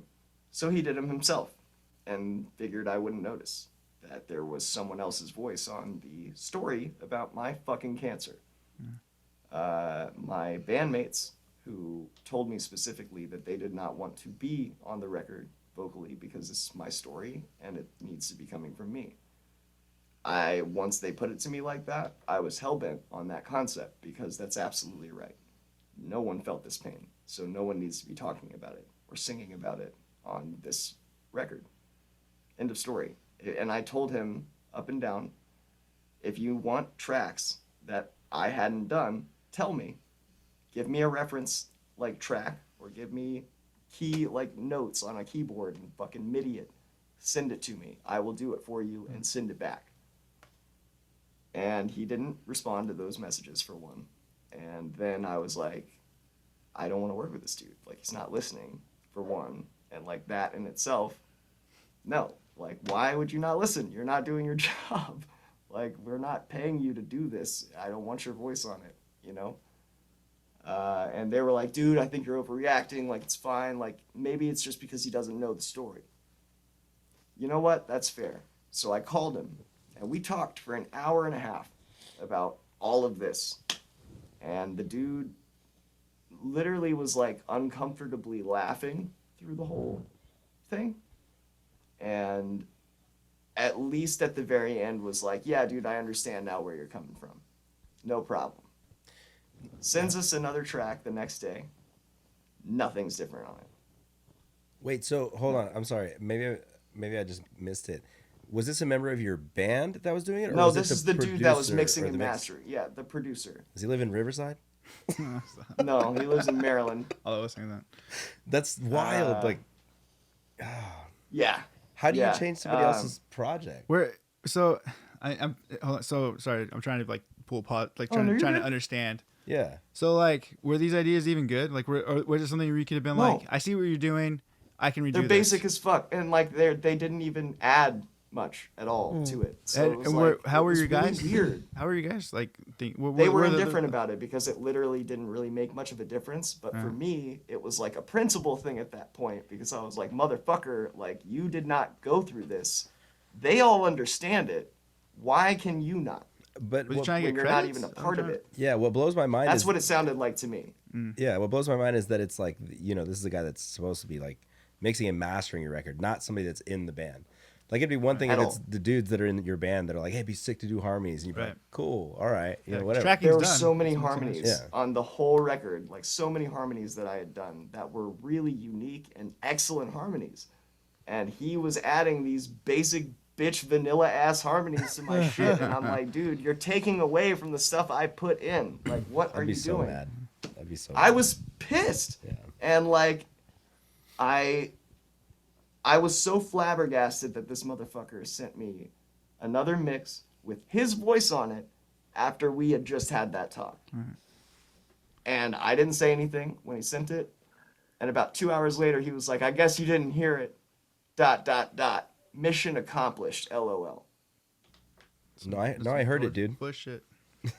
And so I said, hey man, for future reference, if someone doesn't say anything to you after you sent a mix, it's probably not a good thing. And then immediately contacted my band and was like, I'm done. Like, fuck this dude. I'm not paying him to do this. Like, no. And they all literally were like, yeah, dude, We get it. Honestly, that was really fucked up what he did, but we're still gonna go with him. I wonder why. So so obviously they had to replace you as a vocalist eventually. Mm-hmm. Was that someone they brought in, or was it someone that was already in the band?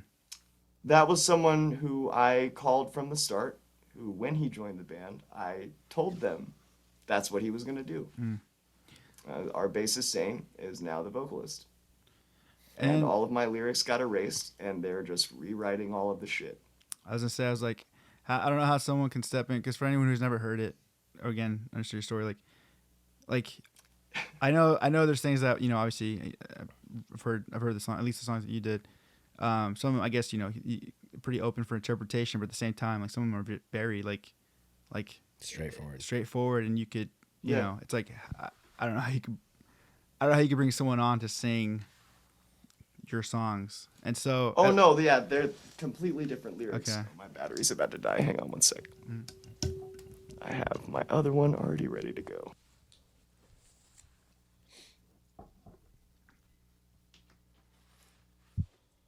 Yeah, that just seems like such a wild scenario to have somebody just be like, let me just add my own shit to your shit. I wonder. I mean, I don't know if they probably would ever even tell them. I wonder if that was like kind of a. Well, like they knew to get you going. You know what I mean? To be like. Yeah, they acknowledged that it was fucked up, and they were like, "But we're gonna go with him anyway." And I was like, "Okay, well, you guys are clearly trying to get me out of the band." So to kind of make sense of like the Riverside joke that we had, both of us have like new little side projects or whatever. We both recorded at the same place, and both kind of dealt with that very same thing of somebody just being like, "Oh no, you're doing that wrong," and you're like, "What do you mean I'm doing that wrong? I wrote the song. Like, what are you talking about? Yeah, these are our Am I shitty doing ideas. it Yeah, these are like we wrote that." And he's like, "No, you're doing that wrong." Like, what do you mean we're doing it wrong? It doesn't even make any fucking sense. Like, this is the way we wrote it. So We both. It's funny. Yeah, we literally both recorded the same place. I guess different. Well, no, more the same. I guess like my big thing was like we'd given notes for the mix, and then it just like they weren't added. Like even like simple things like, hey, can we put like a radio effect on this one, or like a megaphone effect on this, or hey, can we do this or that? And after the first mix, we didn't like none of it was there, and then he charged us each time we had a mix. yeah. Yeah. So I was just like, okay. I was like, we can't. I mean, even if we wanted to, even if the mixes were dope, I was like, we can't afford this. Like, we can't Keep afford your to pay shit for every track, bro. mix. I'm good. Yeah, and so sucks. Yeah, I'm very fortunate to have some really, really good friends in audio that have like taken good care of me ever since like I got out of the band. I've been doing my own music and like tracking on the side, and it's not heavy or anything like that. It's my music. It's very like unique. I don't know. It's not heavy, but it's also not like metal either. And it's cool. It's got a lot of like I don't know like old school like 30 Seconds to Mars vibe, like The Kill, like that kind of era. And yeah. So can I ask something real can quick? we like Yeah, before we move on. So I mean, because it's funny. I have that EP on my Dropbox. You have the whole still. record. Yeah. Mm-hmm. Oh yeah. I mean, obviously, right now, I'm sure when you think about it, it's not the best memory, especially with how everything went down. But are you able to at least listen to the songs because it's your story? You know what I mean? Does it bring you anything, or does it just bring up a bad memory, or even just a bad literal time in your life? Like what's honestly, it's just indifference at this point, and that's that's progress. Like because for a long time it was bitterness, and so like I think indifference is a step in the right direction for sure, and like. I hope one day I'll be able to listen to it. And like lyrically, that is some of my proudest work. I mean, hands down, the things that I wrote, the metaphors that I used. The demon. I remember you explained Cancer was like a demon, right? Yeah. So I used the metaphor of like being possessed by a demon to talk about like the anger and like the fear that would manifest into anger.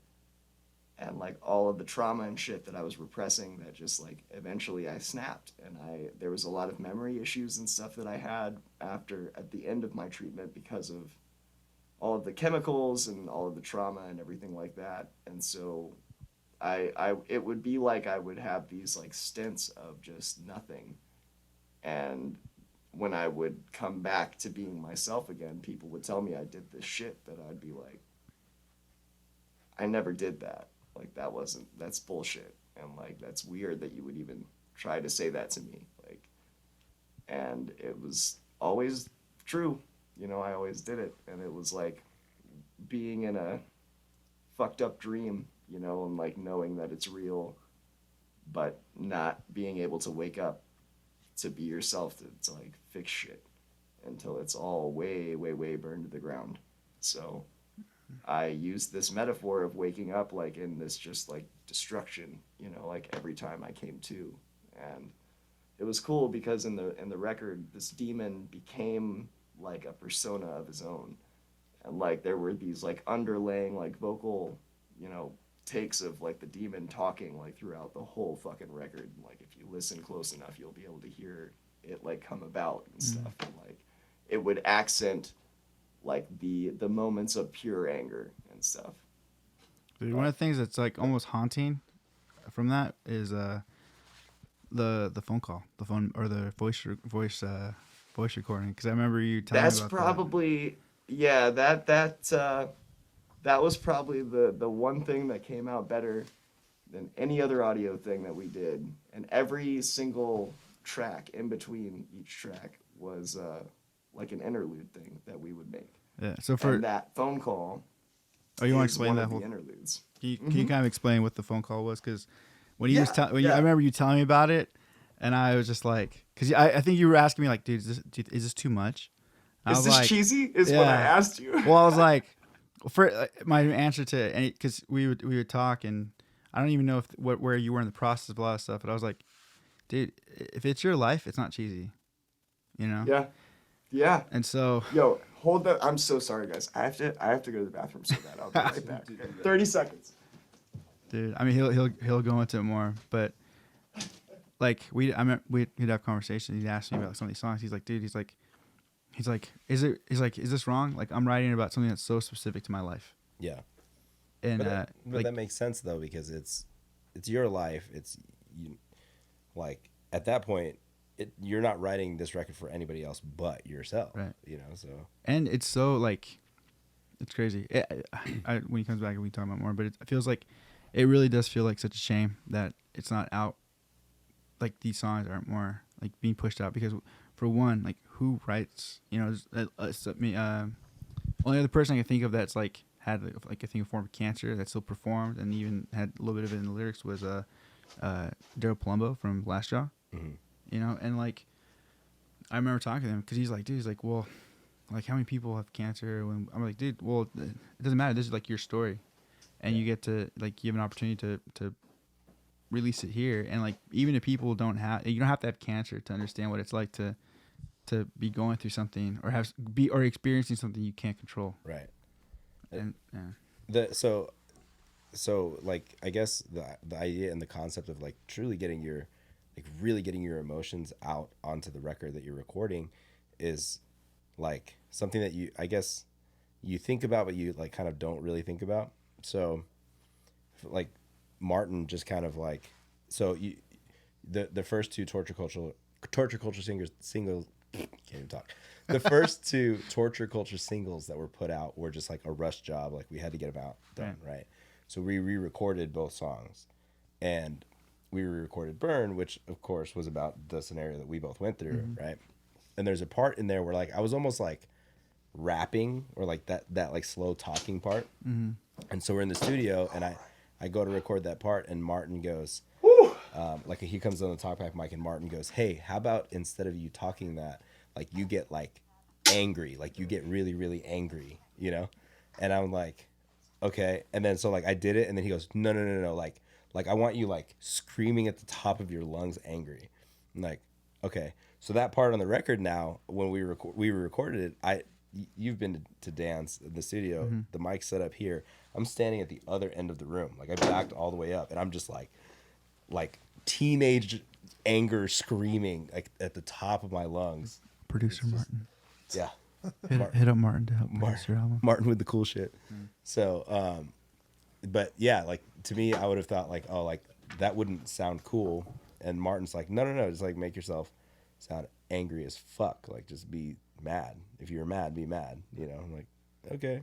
We went on our own little tangent. I was just talking about how more or less how in your early stages of writing, I remember you being like, should I even talk about this? Like, this is such a unique kind of thing to me. And I was like, dude, yeah, man, like lean into it. Like, Yeah. it's your life. It's your story. Like, Dude. it can't be cheesy. I'm so glad we're on this subject because, like, I don't even know if you know this or not, but before I was sick, my whole life, I had like crippling dyslexia, like really, really bad. I was in special ed my whole life, all the way up until my school just like stopped offering it, and they just, you're fine. That's crazy because you talk so well. I know. You're so well spoken. Yeah, I like literally read at like an 8th grade level all the way up until treatment. And there was this point, I don't really know what it was. It was either the human trial or the stem cell. But 6 months around that time, like after treatment, I was going through Facebook and I saw this article. And like, it didn't even register in my head at first. But like, it would have normally taken me like, I would have gotten like 2 paragraphs in, like an hour later, just gotten frustrated, and, like just gave up. I wouldn't even like read the fucking article. And I read the whole thing in like 2 minutes and closed out of it, kept scrolling. I was like, what the fuck was that? Wait a minute. And I like scrolled back up, clicked on the article again and like reread it and just started like crying, dude. Like, cause it was just this moment of like, why is this making sense? Like out of nowhere for no reason whatsoever. All of a sudden it's just like, you can read. Dang. And I was just like, okay, well, That's sick. What I can do you fucking read. What do you attribute it to? I think that something, and it could have been a combination of it, but it had to have been either the human trial or the stem cell transplant, because before that, I remember distinctly having memories before my trial of me still having problems reading. Dang. And at that point, things get a little fuzzy. But yeah, it was like probably, it probably wasn't even 6 months, dude. It was probably like 2 or 3 months after I Wait, so started like really being able to read super well. And that's when I started asking you about writing techniques. And that's when you started explaining these things to me that you would do to help you get out of writer's block, help like just get like some critical thinking going, and like just opening up your brain and using like utilizing like the thesaurus and like dictionaries, things like that. And like dude, none of the things that like anyone has ever tried to explain to me in terms of like English, grammar, any of it made any sense up until the point of me asking you these questions. And so honestly, I see you as like, I've always seen you as like a writing teacher to me. And like, you literally, like, you are the reason why I can write at all now. So like, Dude, somewhere my attribute professors that are to you. rolling over. Thank you, man. Dude, and my classmates are probably like, wait, what? Like, I'm sorry. Michael Perez? Dude, I first off, I appreciate that a lot, man. Yeah, But man. my school had it was like a writing lab where we can like submit our papers, get proofread and all that stuff. And I was there a lot. And we had this, I don't even want to talk about this because like not even. But you know, whenever we would in college, we would do like we proofread each other's papers and whatnot. And I remember feeling so bad for who I had to. I'm like, dude, I'm so sorry. Like I don't feel like I'm a strong enough writer. My grammar isn't the best. And so I'd always feel bad, like whenever people would trade with me, I'm like, it looks good to me. You sure, man? Like, you Yeah. really- I'm like you can find somebody easier, bro. yeah. Well, no, like when I get other people's papers, I'm like me giving like a critique or anything or trying Yeah. to fix grammar. I was just like, I don't know, looks good. And then they get like a lower score, and I'm like, fuck, dude, I'm so sorry. But like sorry. scholastic writing and writing for Yeah. informational purposes is completely different than writing from like a creative standpoint. For sure. That's so true, dude. And That's so true. And I bet I'm sure some of the tips I gave you were just tips that I probably picked up, mostly probably from Will Putney. I think Yeah. he was. Well, dude, wherever they came from, it was the first time that like concepts like that even would like make sense to me. Like, dude, learning techniques were difficult for me to pick up. Things that never really helped in the past that I was so discouraged to try again with, that just once you started explaining that stuff to me, it like completely made me realize like I can learn, like I can understand this stuff. And like ever since then, it's just been like constantly growing and learning and knowing like new shit, and just like my brain's just like a giant trivia box of unnecessary, useless garbage knowledge that will never get me anywhere in life, but it's cool. Wait, It's so interesting stuff. is the dyslexia just gone? It's just gone. Damn. It's like those people get like 110%. struck by lightning and they can speak Spanish. Have you seen that? Yeah, that kind of. I Yeah. literally attribute it to that, dude. Yeah, You never heard like, that? Oh, dude, that's a thing. Yeah, Yeah. if you get certain What kind of the- head traumas, you can wake up literally speaking a different language. You can have like Play a piano. British accent Yeah. for What no the- reason. Yeah, you just Like it you just makes like no a sense. pro at something. I think one of the. Yeah. There's It just another- unlocks something in your brain that just I'm spacing on his name, but someone that I think someone you went to school with, one of our friends, he discovered he just needed glasses, and when he got glasses, Rudy. it was Rudy.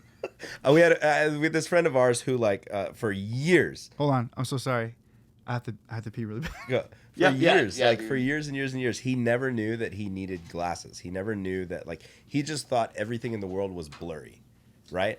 So like he would That was my.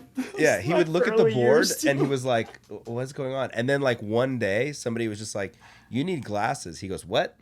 And he went and he got an eye exam, and then they gave him glasses and he was like, oh.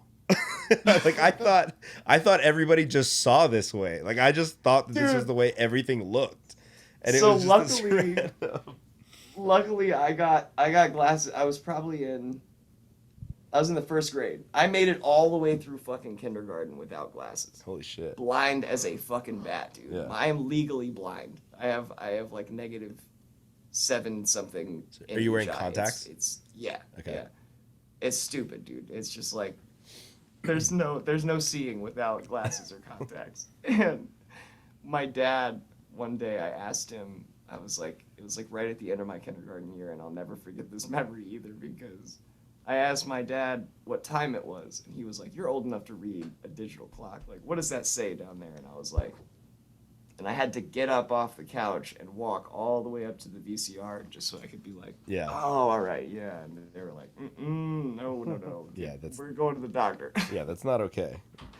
Yeah, There's- and like on the way home, I literally was like, there are trees Sorry if my everywhere. Like, do you see how giant this place is? Yeah. Like, what? It just keeps going.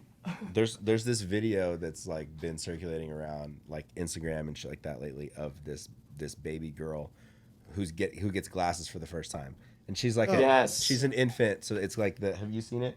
It's got like the headband glasses that like stick to her, right? And so they put the glasses on her, and she like lights up like it's Yeah, the dude. fucking cutest thing. Like it makes you She's want to like cry. It's crying cute her as eyes shit. out.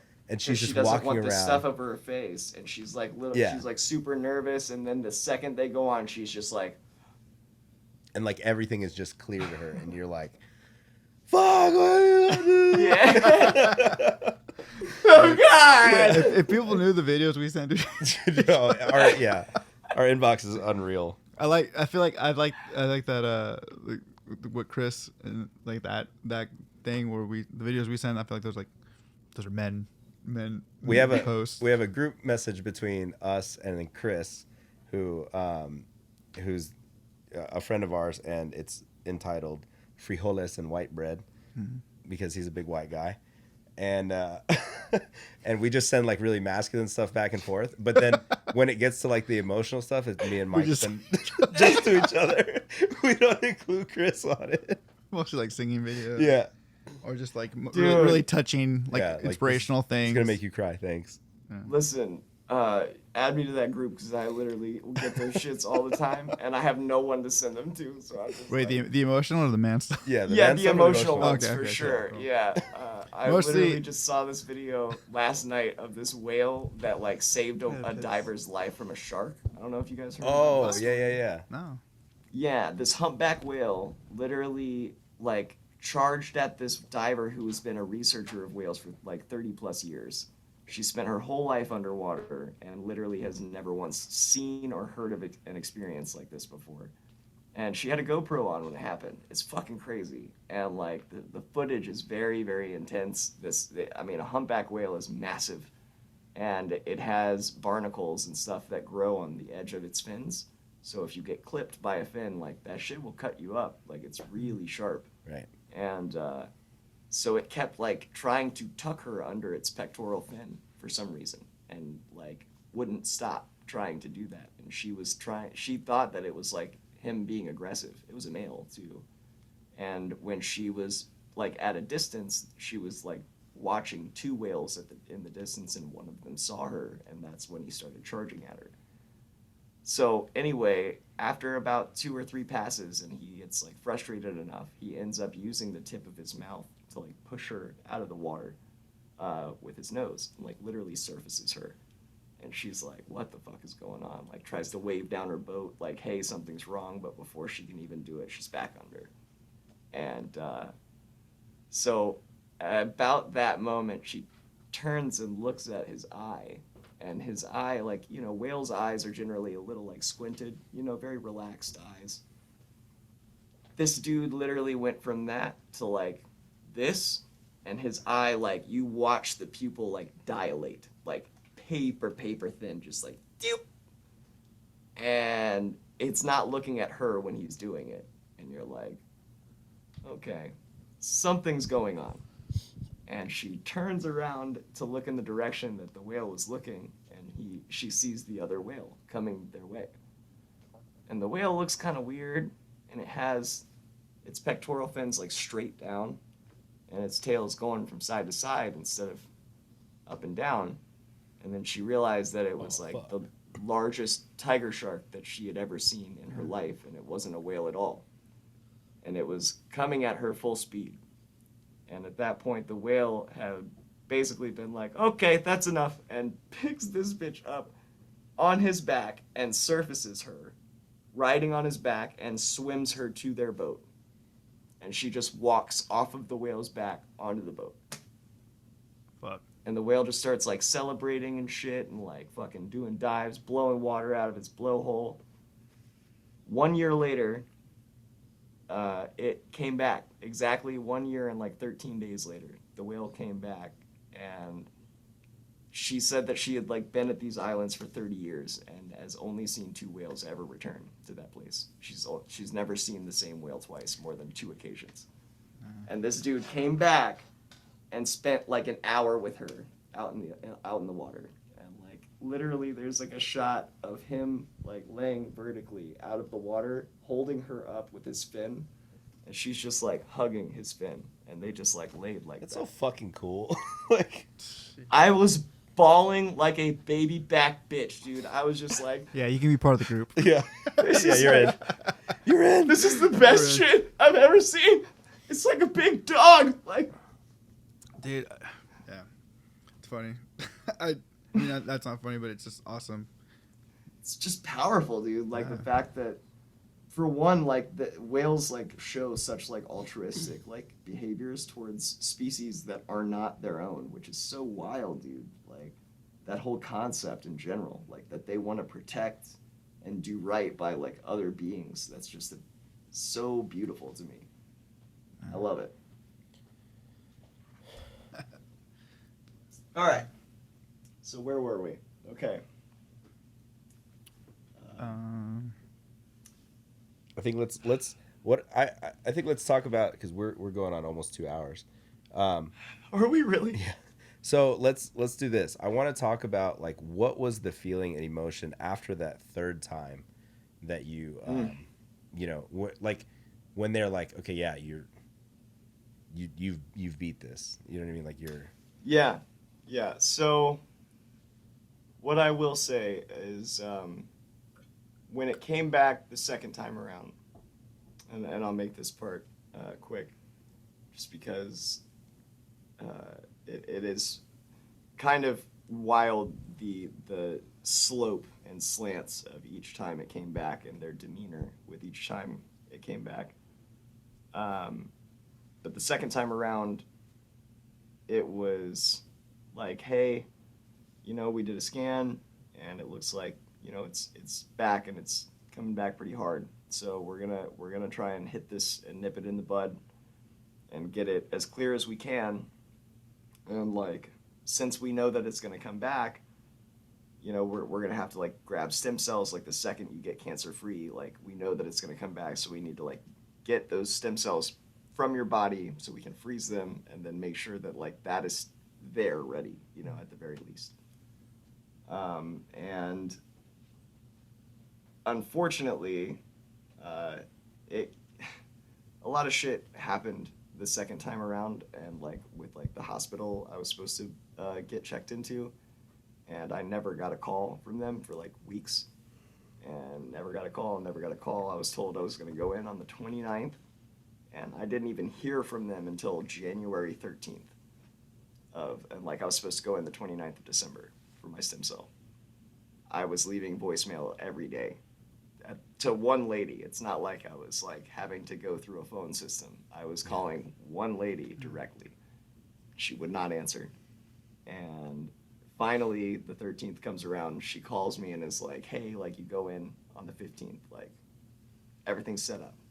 I was like, no, I'm not going in until I get another scan, because I'm telling you right now, my cancer's back. And she was like, there's no way, that's not possible. And I was like, you're wrong. And you're telling me that I don't know my body. I'm not going into that place without another scan. yeah. And sure enough, it had come back again. And this time around, it was like bad. The second time was bad. It was twice. I mean, every time it came back, it was twice as hard to get rid of as the last time, and twice as aggressive. So the third time around, it was Hail Mary time, There was only one regimen of chemo we could try that was left. And I didn't even make it 4 months into that regimen when they took me off of it. And like the day it happened, the chemo wing of the oncology place is like in the back of the practice, like when you go in to the lobby. And like when you go in from the lobby like to the offices area, like that's like a whole separate side of it. So you don't really go into a room when you're getting pushed for chemo day. Like you just go straight to the back where all the chairs are. They brought me into a room that day, and I was like, that's weird. And then my actual oncologist like came in, and he was so busy that like most of the time, like I dealt with his PAs. I would see him at least, like, I saw him like twice a month generally, but like that's it. And he came in the room, and I was not supposed to see him that day. And I was like, hey, like, what are you doing here? Yeah, what's up, dude? He was like, hey man, so listen, we're gonna take you off of this. It's not working. And I was like, okay. At this point, this guy's he's had a solution for me every time that something hasn't worked. And so at that point, I was like, all right, well, like, what's the next step? He got really quiet and was like, you should go and do things that you've never done before. Fuck. And I just kind of sat with that. And he hugged me at that point, and we both like kind of cried there for a minute. And it wasn't even like registering yet that he said that to me. But I had a month to sit on that. I had no radio contact, like from them whatsoever. No phone calls, no checkups, no nothing for 30 days after they said that to me. And so for 30 days, I had to rationalize why a 24-year-old was going to die. And could not come to any sort of logical rationalization there. So in an attempt to cope and accept my reality, I was telling myself every day what would be okay and what things would be better when I was gone. And I would tell myself that like my parents wouldn't have, you know, the financial burden that I've put on them for years at this point. My friends like wouldn't have to watch me suffer and in turn suffer by watching me go through this much pain. You know, and this is why it's okay, and this is why it's like right that I'm dying. This is why I need to die. This is why the universe is making me die. And so you tell yourself that for so long, you accept it as truth. And so when I got a call from my doctor a month later saying that he had found a human trial and that I start Monday, you know, he never gave up. I felt very abandoned, you know, in that moment. But, you know, meanwhile, that dude never, ever, ever stopped. He called me on a Friday night at 11:30 p.m. That dude left the hospital at 3 p.m. every day at the latest. And he called me just leaving the office that night on a weekend at 11:30 and was like, I just got done like filling out your paperwork, like you start on Monday. And it gave me something called pneumonitis. And I am, you know, don't mean to brag, but the sole reason why this drug it will never pass the FDA. So, you know. Yeah, silver linings. Pretty cool. Holy shit. No. Wait, so what is So, yeah. what's pneumonitis? So the outermost layer of your heart has this fluid that it produces, and Okay. it keeps it lubricated and pumping correctly. So what this drug was doing, which it was really fucking cool for starters. Immunotherapy is like the future of cancer treatment. Right. That is what is going to replace chemotherapy. I was one of the first subjects to ever get an immunotherapy that was targeted towards lymphatic leukemia. So what it does is instead of like just wiping everything out, it goes in and teaches your immune system to look at a cancer cell and be like, hey, that's not your own body. Like, that's not good. And like, it teaches you how to naturally fight it with your own immune system. It's fucking incredible. And like, when it works, it's like, it's crazy. It's magic. And like, but it, so like that fluid though kept producing, and it was also causing that fluid. Basically the response or receptor that needed to be fired off when it was like, okay, that's enough. Like, we're lubricated. Stop producing it. Was just not being heard. And it was so much that it ended up like constricting my heart from beating properly for a while. And then it kept producing, and then burst at the seam and started filling my lungs up. Okay. So I was essentially drowning internally. What the fuck? So I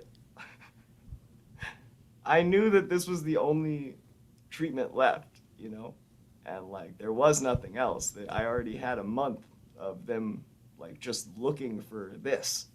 So if I tell them that this is happening and I can't breathe, I'm going to be taken off this treatment and then I'm going to die. So like, I don't tell them. Just say you're fine. Say everything's cool and just ride this baby out. Like, you got it, dude. So could you feel like that drowning feeling like in your lungs? Like Yes, straight my up, brain was triggering the drowning response. 110%. Oh my god, dude. And- what the fuck? And really For quick, 2 months. we can edit this out if this isn't the thing. Oh. At one point, I feel like you were telling me that you were like, yeah, were you thinking about doing a trip to like, I don't know if it was South America or Colorado? Is that what it was? I thought you were going. Yeah. I thought you were going somewhere. I think it was like somewhere, or maybe you're getting a treatment from somewhere like outside the United States because you were just No, like, no. I was trying to find something called Rick Simpson oil at the time. And Rick Simpson oil, like, literally has cured cancer cases that were so severe that doctors, like, gave people 2 weeks to live. And they ended up going back 2 weeks later, and every aspect of their cancer had been reduced by 40% in 2 weeks. No other treatments.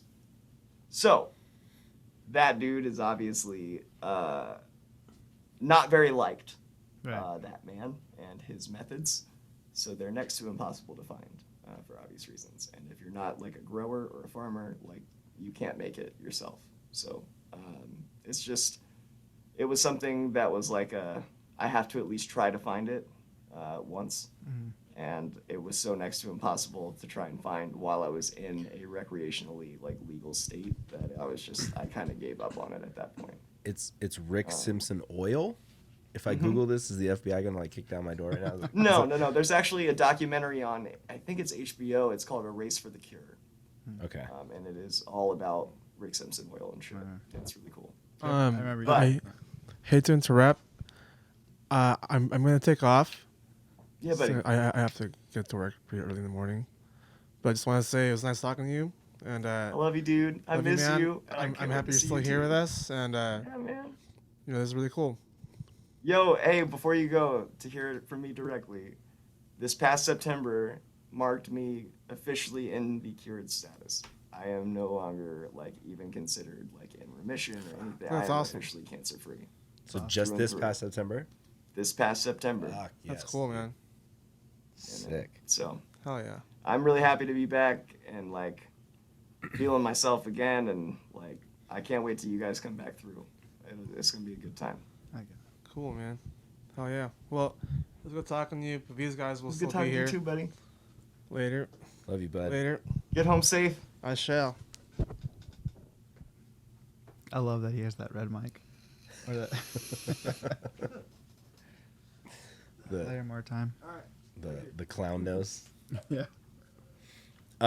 Okay, so you were searching for this Rick Simpson oil. Oh yeah. Oh, and then yeah. we're talking about your the drowning feeling. That when yeah. Dude. So yeah, the first time that happened, I was just sitting in my bed, like everything was normal, it was all fine, and I was just watching TV, and all of a sudden it was like, hey, you're drowning right now. Like you literally are in such deep water that you can't even find the possibility of getting a breath ever again. And I immediately was in such a panic. Like your brain get like, this is gonna sound fucked up, but like, you know, in like movies and stuff, when you see people drowning and they like do like the twitch shit, like your body, my body was still like doing that, like so desperate to figure out what the fuck was going on with it.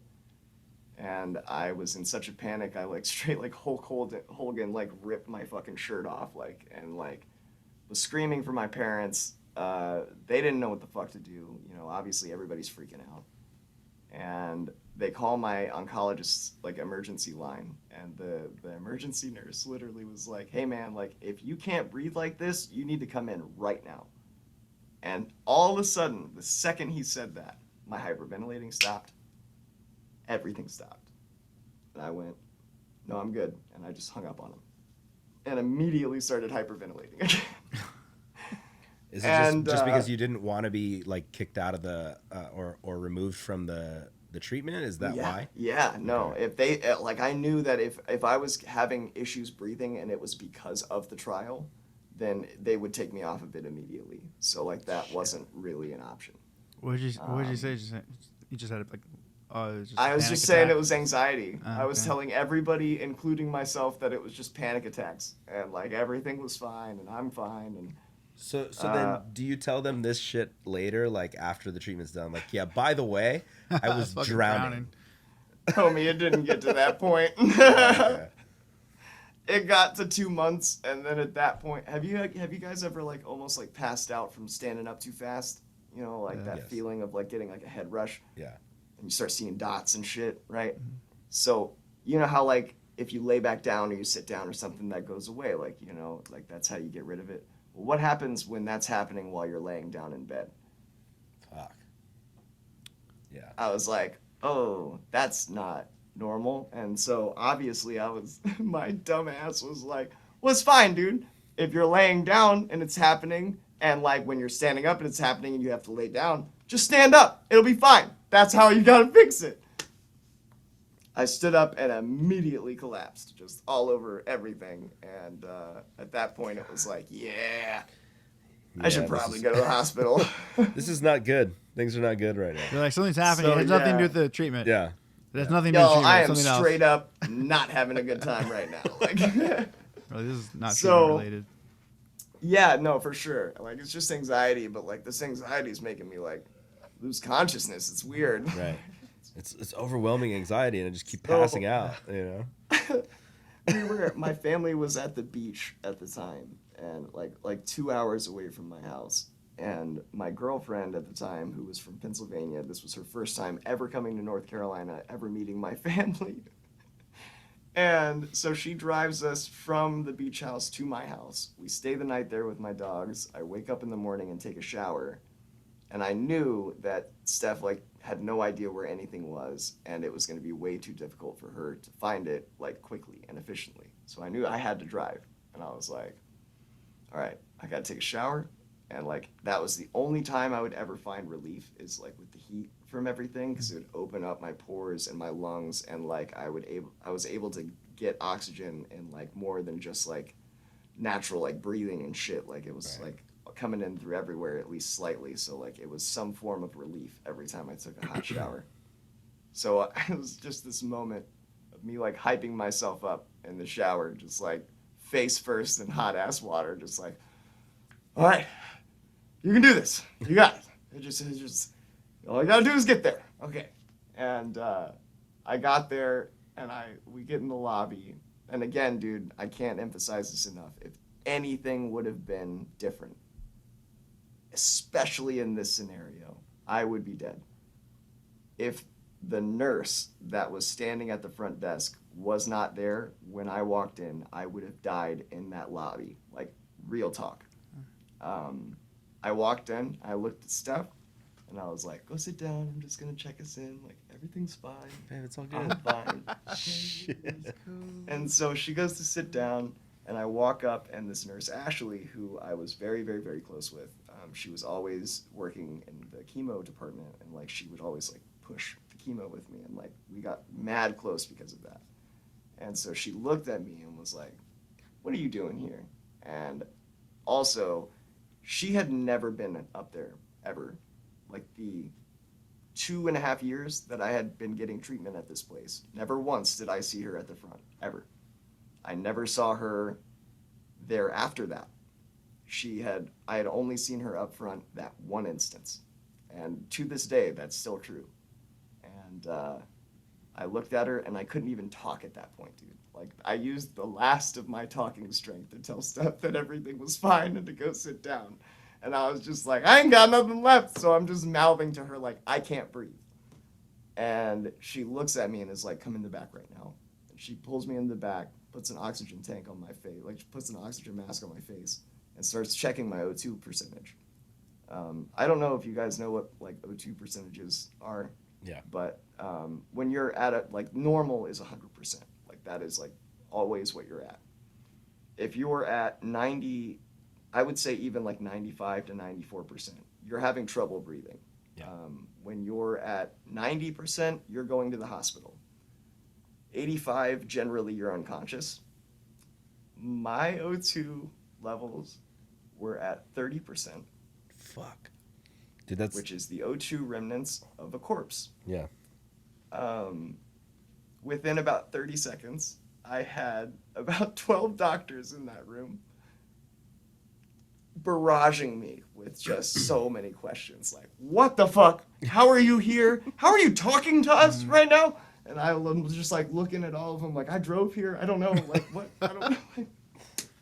It's insane because like I think I told you, like, when I got sick like last year or whatever, and because my family or a bunch of nurses and RNs and stuff. They dropped off a pulse oximeter to my house, and they're like, check your pulse check your oxygen levels every hour.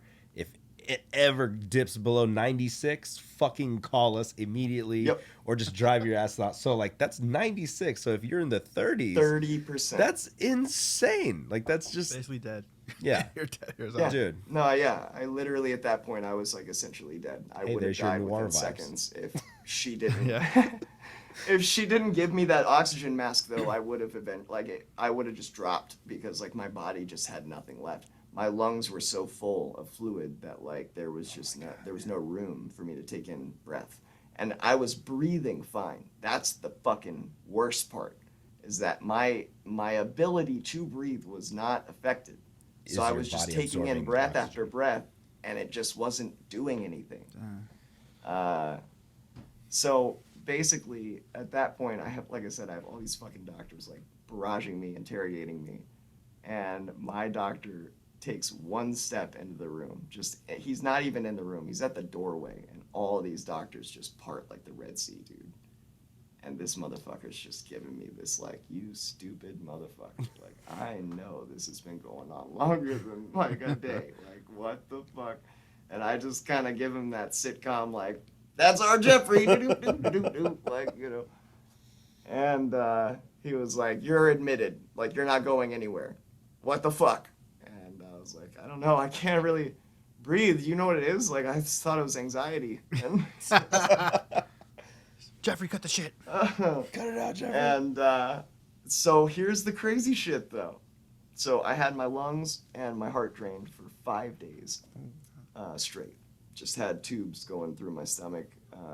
And I woke up from that surgery from them, like, placing everything into my heart and my lungs. And the first thought that went through my brain was the scene in The Matrix when Neo wakes up in that pod for the first time. And he looks down at all the tubes and shit on him. And the first words that muttered out of my mouth after that surgery were, I get it. I'm the chosen one. But yeah, they did a scan while they were draining my lungs and my heart, and it had literally reduced my cancer just enough to be viable for a stem cell transplant. Wow. And 2 weeks later, I was put into the stem cell transplant. And like that is the only reason I was able to get it in the first place. And that was the thing to get rid of it for good. Shit. So if you would have spoken up like a normal person feeling like they're drowning, I'd be dead. You'd be dead. Mm-hmm. Dang. I'd be dead. It was like this insane moment of like, let's see how tough you really are, motherfucker. Like, how much can you take? And I refused to give in, and then literally was like refusing so much that it was making me lose consciousness. So like, I think I did a pretty good job. You're a monster, dude. Like you're tougher than most of the tough guys that we know, that I know. Yeah. Thanks, man. That's yeah. That means a lot, honestly. Like it's not something that I really see like strength. It was more just like something I had to do, you know, and like it got to a point where I didn't even know why I was like still going, and Mike can attest for that. Like there was moments where I was just like, I don't even know why I'm bothering with this. Like it has come back and come back and come back. Like what's the fucking difference? I remember you telling me you're like, I'm not gonna. What difference is this gonna make? You're like, I'm not gonna try. Like I'm not gonna do it anymore. Yeah. I was like, but you've done it already. You've done it twice, or whatever at the time. You're like, I was like, dude, you've already done this twice. And you're like, yeah, it was just like done. Third time's a charm, man. And like, dude, it wasn't even the third time though, man. At that point, it was, fuck. At least like 6 or 7 different types of regimens had been pushed through my body at that point. And each regiment has a minimum of 3 different chemo drugs that are being pushed into your body, mixed together in a fucked up cocktail, you know. And, you know, a lot of people don't know this aspect of like what it did to me.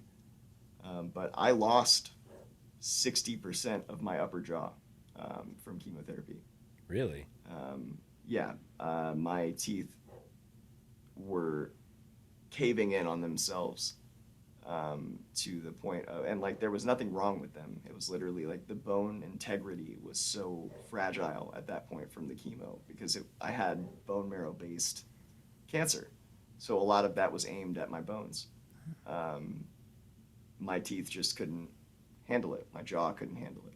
And so they would just like start to break like piece by piece by piece by piece until eventually I had nothing but like multiple nerve endings in my mouth that were completely healthy because there was nothing wrong with my mouth. So it was. Sorry if this is too personal. Did you just end up getting like veneers, or did you? So funny story there. These are implants. Because I was looking at I was like, man, he's got nice teeth. Yeah, man. Thanks. I worked very hard for them. So again, anyone just listen to the audio version. You're missing out on Jeffrey's beautiful smile. It's a beautiful smile. Oh, guys, you're making me blush.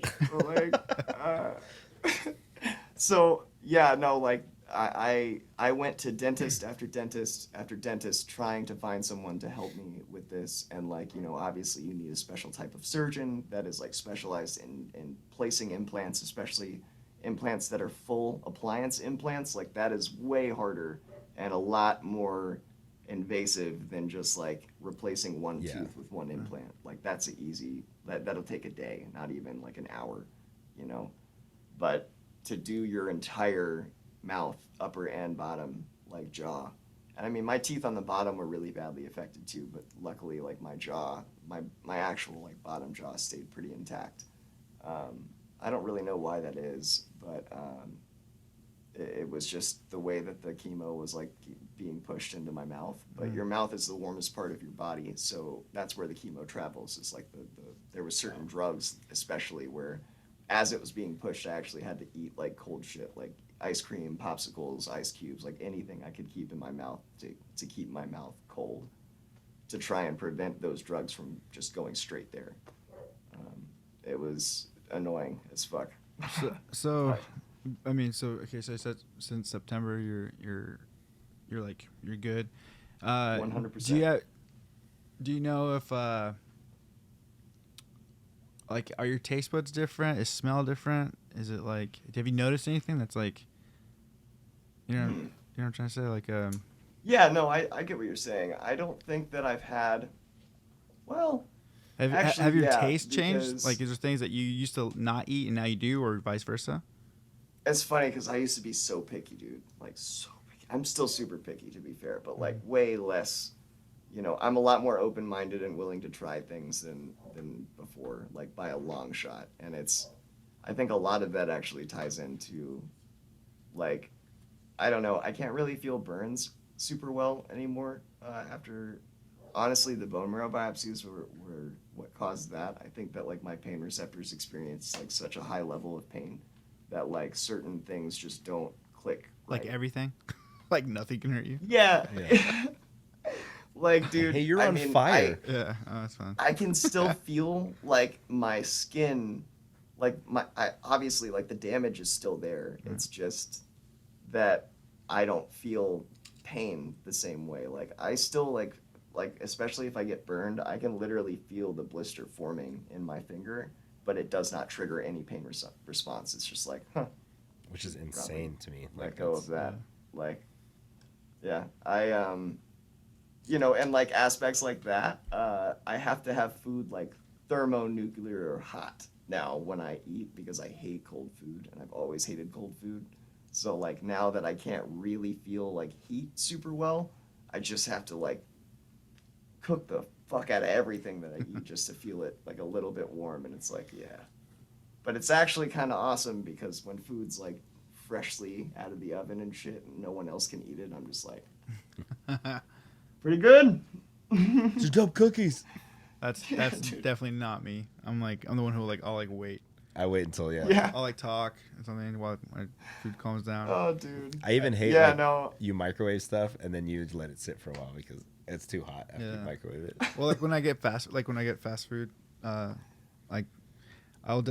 one, I hate eating in my car just in general. I even go on tour. Like people will be like, "Oh, really? You on tour? You eat in the car all the time?"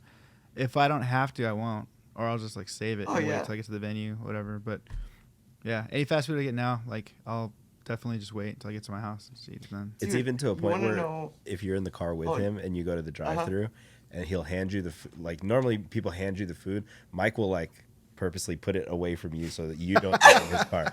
And I don't know if he knows that he does that. Like we went to Raising Cane's and he's like I'm sitting in the passenger seat and he goes to hand the food and he like puts it behind me. You go, I don't want to dude. burden you with the Yeah. food. Yeah. Here, I don't want this temptation in front of It you. was a hot night. That's so awesome. Yeah, don't know, no, so I don't know how to do that. No, that's really the only thing in terms of like taste and smell and stuff that's like changed. Honestly, if anything, like there's a lot more that I experience in terms of like senses. Okay. And funny enough, a lot of it is like emotional like feelings and stuff that come into play when I'm having like certain interpersonal connections where it's like there's a certain emotion that's being projected so much that it's like calling out to me in a sense that gives me like a different kind of sense. Like I can pick up on those kind of like feelings internally in someone else where it's like I can't really explain it. And like I think that a lot of it has to do with me just like kind of opening up spiritually. Like, and I don't mean like I'm not religious. I don't have any religion, but like I did die like consciously, and like that was a whole thing, and that it took some time for them to resuscitate me, and I was not under any sort of anesthetic when that happened. It was a very simple procedure that went horrifically wrong. Oh yeah, kind of forgot to go into that part. It was literally 2 weeks. So I had my heart and lung drained, and my lungs and heart drained. And then 2 weeks later, I was getting my stem cell. Well, they had to place a PICC line into my brachial artery for me to get the stem cell. What's a PICC line?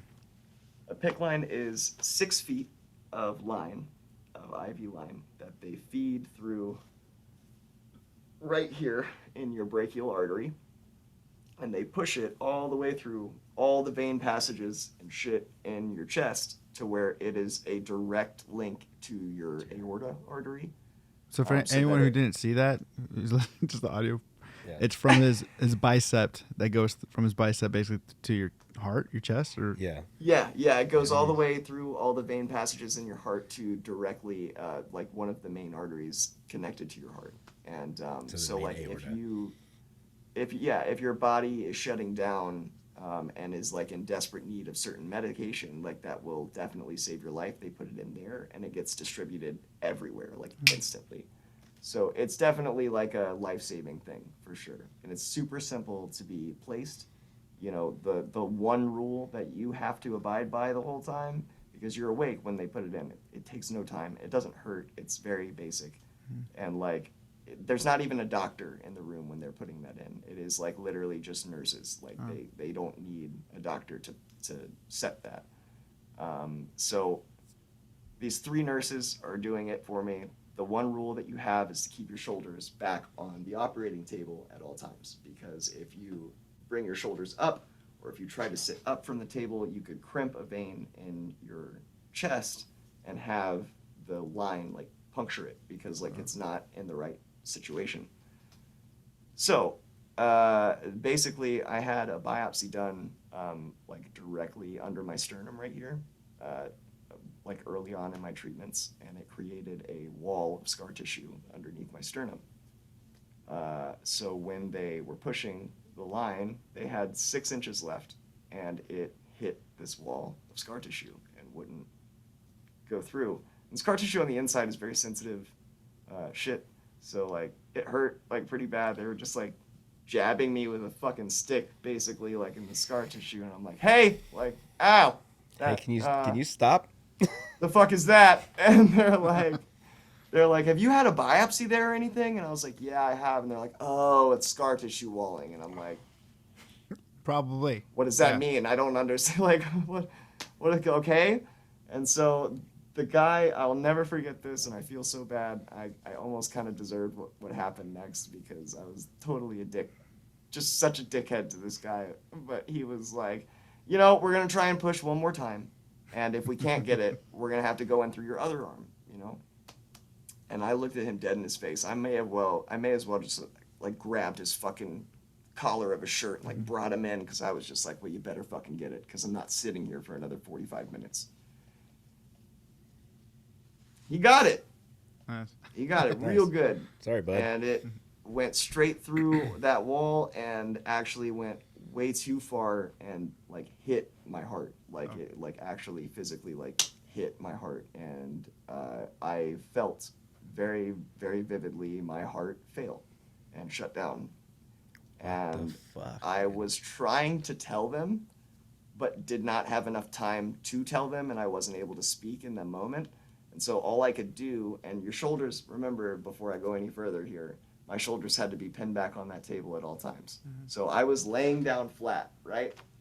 But I had this sensation that my heels were on the edge of a cliff that went for miles. And I was falling backwards consistently. Like the weight of my body just kept going back and I couldn't stop it. And so I looked at this nurse directly in front of me and she gave me this weird look like this. And I reached for her like that and just fell. And it was like I literally fell through the table into this black and just kept falling and falling and falling and falling until eventually it just like didn't feel like I was falling anymore. It was like I was floating. And in those moments were the very, very brief moments where I did not feel physical pain for the first time in years. It was almost euphoric, and it was very beautiful. I had a very vivid experience there that I think was meant for, I think that a lot of it is not meant for sharing. I think a lot of it is meant for you when it's your time. You know, I think that there's a reason that everyone dies alone. I think that there's a reason that like you can't have someone with you as you die, like because that is meant to be experienced by yourself. It's a very personal experience and different for everybody. So I think that it was a very unique situation, and I think that I'm very blessed to remember it as well as I do because I had nothing impairing my brain. What, even if it was like, you know, not even just like saying like drug addicts or like overdosing or anything like that, but like I'm saying like people that are under anesthesia going through surgeries and stuff that like die like while they're under and like get revived, like they have slight like flicks of memories sometimes, but like I was fully conscious. I had no anesthetic put into me in any way. There was nothing wrong with me outside of the fact that my heart had just been hit in such a weird way that it just shut down. And like you also have to remember that my heart had just been worked on 2 weeks before that, not even. So like it was very, very fragile at that point. Long story short, the nurse finally ended up like resuscitating me by doing like chest compressions. And when I came to, my eyes had never shut, but like the sensation of like coming back to after passing out and all the dots fading was like how I regained vision. And they were all like, the two female nurses were on either side of the male nurse that was doing chest compressions on me, and his hands were still on my chest, and all of them were just like, and I kind of just looked at all of them, and we all just kind of sat there for a minute, and nobody said anything. It was just real quiet. And I was like, I went to go get up. They helped me up. They walked me to the door, opened the door for me, and I left. And no one said a word. Literally, like you just didn't almost die? No, yeah, like wait, literally, like none of us knew what to say. You did die, though, technically, yeah, right? Oh, I died, for sure, yeah. So was this nurse like, that's what you get for talking shit? Like, you know? No. Like I think that they were literally in such like traumatic shock that they just like, no one knew what to say in that moment. We were just like, okay, so I'll see you guys when I see you. So like, it was just like this weird, it was like a weird one night stand. Like, so that was weird, right? Up and you're like, Yeah, I know I said I was gonna get breakfast, but Shit got weird. I gotta go. Rick killed a guy. Money's on the dresser. What the So, fuck? for your really, I don't know if you were thinking about this too. Have you heard about like what people experience when they take DMT? Like, Yes. is that similar Yes, to I what you have. experienced? I have a friend that I will say this. is gonna come on the show and talk about it. Really? Yeah, Cool. yeah. I will say this. I truly, from the bottom of my heart, I understand that DMT, that chemical, might scientifically be a catalyst for your journey whenever you go. But I can tell you confidently that doing DMT, like smoking DMT to get you to that place, is not taking you to the same place. It's not the same. It isn't, because what you're doing is you're flooding your brain with that one chemical when that one chemical is not the only thing that's going on as you're dying. Right. Like you literally are no longer in. Like I watched my soul literally leave my body. Like that was not. There was no connection with my body anymore. There was no consciousness tied to it. There was no nothing. When you smoke DMT, whether you feel like you are or not, your consciousness is still in your brain, in your body. You have not left. So you will never be able to get to the place that they want to get to so desperately. I'm sure that it feels very similar, but that's because, like, you know how many fucking psychedelics like do the craziest shit to you, dude? Like, Yeah. just mind-blowing shit. Take you places like, what? Yeah, of course, like, there are drugs that make you feel like that, but, like, just because the DMT might be a chemical in your brain that gets released at the time of death, that doesn't mean it's the not the only only one. chemical, for one. And two, that's not to say that, like, oh, like, you just, like, have the best trip of your life and then you're dead. Like, that's not how it happens, bro. That is not the thing. But, like, people want to say that that's what it is when people are like, oh, like, I'm burning, or like, oh, Jesus is here. Like, that's how they want to rationalize that. And, like, that's fine. But I can tell you right now that whatever it is that they're experiencing after they're saying that stuff and their heart has stopped, it is something entirely different. And, like, it is not. I think it's almost humorous to me now to look at any sort of man-made religion and see any sort of credibility in it. Because how in the fuck would we know? How would anyone know? Like, Right. literally. Oh, because, I mean, like, even if you're saying something like, like, dude, I grew up Southern Baptist. Like, I went to a Christian school, like, my entire life. I know so much about that religion. I just, like, there's no, even if what they were saying was true in terms of, like, you know, God spoke through me, you know, how do you know that? How do you know that? And, like, even if there was an entity talking to you and saying these things, how do you know that that is actually a creator? You don't. No one does. How do you know? For all we know, they're interdimensional, like, they're capable of interdimensional travel, and they're just fucking beings in this realm that are so powerful compared to us that we register them as gods. There's literally so many possibilities and variables for so many different things. How the fuck would we know? We're going to act like we know? Okay, that's fine, but that doesn't mean that that's what it is, you know? And it's like, I have respect for religion. I think that there are great aspects to morality and religion, and, like, there's nothing wrong with it directly, but ultimately I think it's just a method of, well, for one, it's just now been corrupted into control. That's, like, ultimately, Yeah, like, really well, what it is. Man is involved in religion, so. Right, exactly. That's what I mean, is, like, that's just all it really is. But in terms of, like, the people that are accepting it, it's the people that want to feel secure in knowing that death is not necessarily the end. And that's why they're so willing to take those truths, you know. But that's just my personal belief from the things that I experienced, like, directly. And, you know, I'm not even going to say that, like, I know what's going to happen next. Like, 'cause I could have a completely different fucking experience next time I go. But, like, from what I know, from what I experienced, it was fucking beautiful. And, like, it was one of the most, like, comforting moments of my life.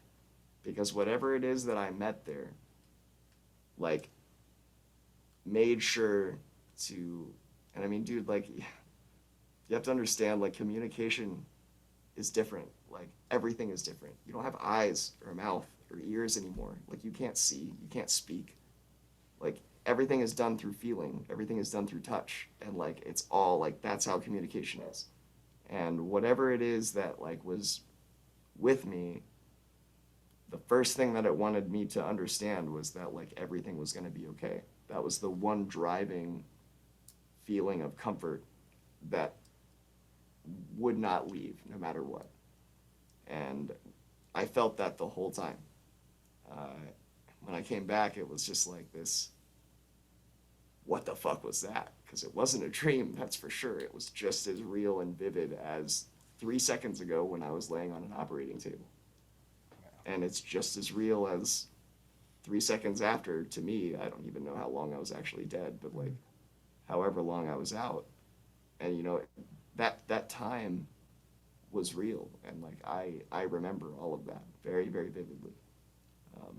And like, you know, it's, I think that I take solace in that, to know that like I'm not going to waste my time I'm not going to waste the time that I fucking, you know, fought for and spent so much time for, trying to rationalize and make sense of something that I experienced like in another realm of existence, like things that literally could never be translated here if I tried.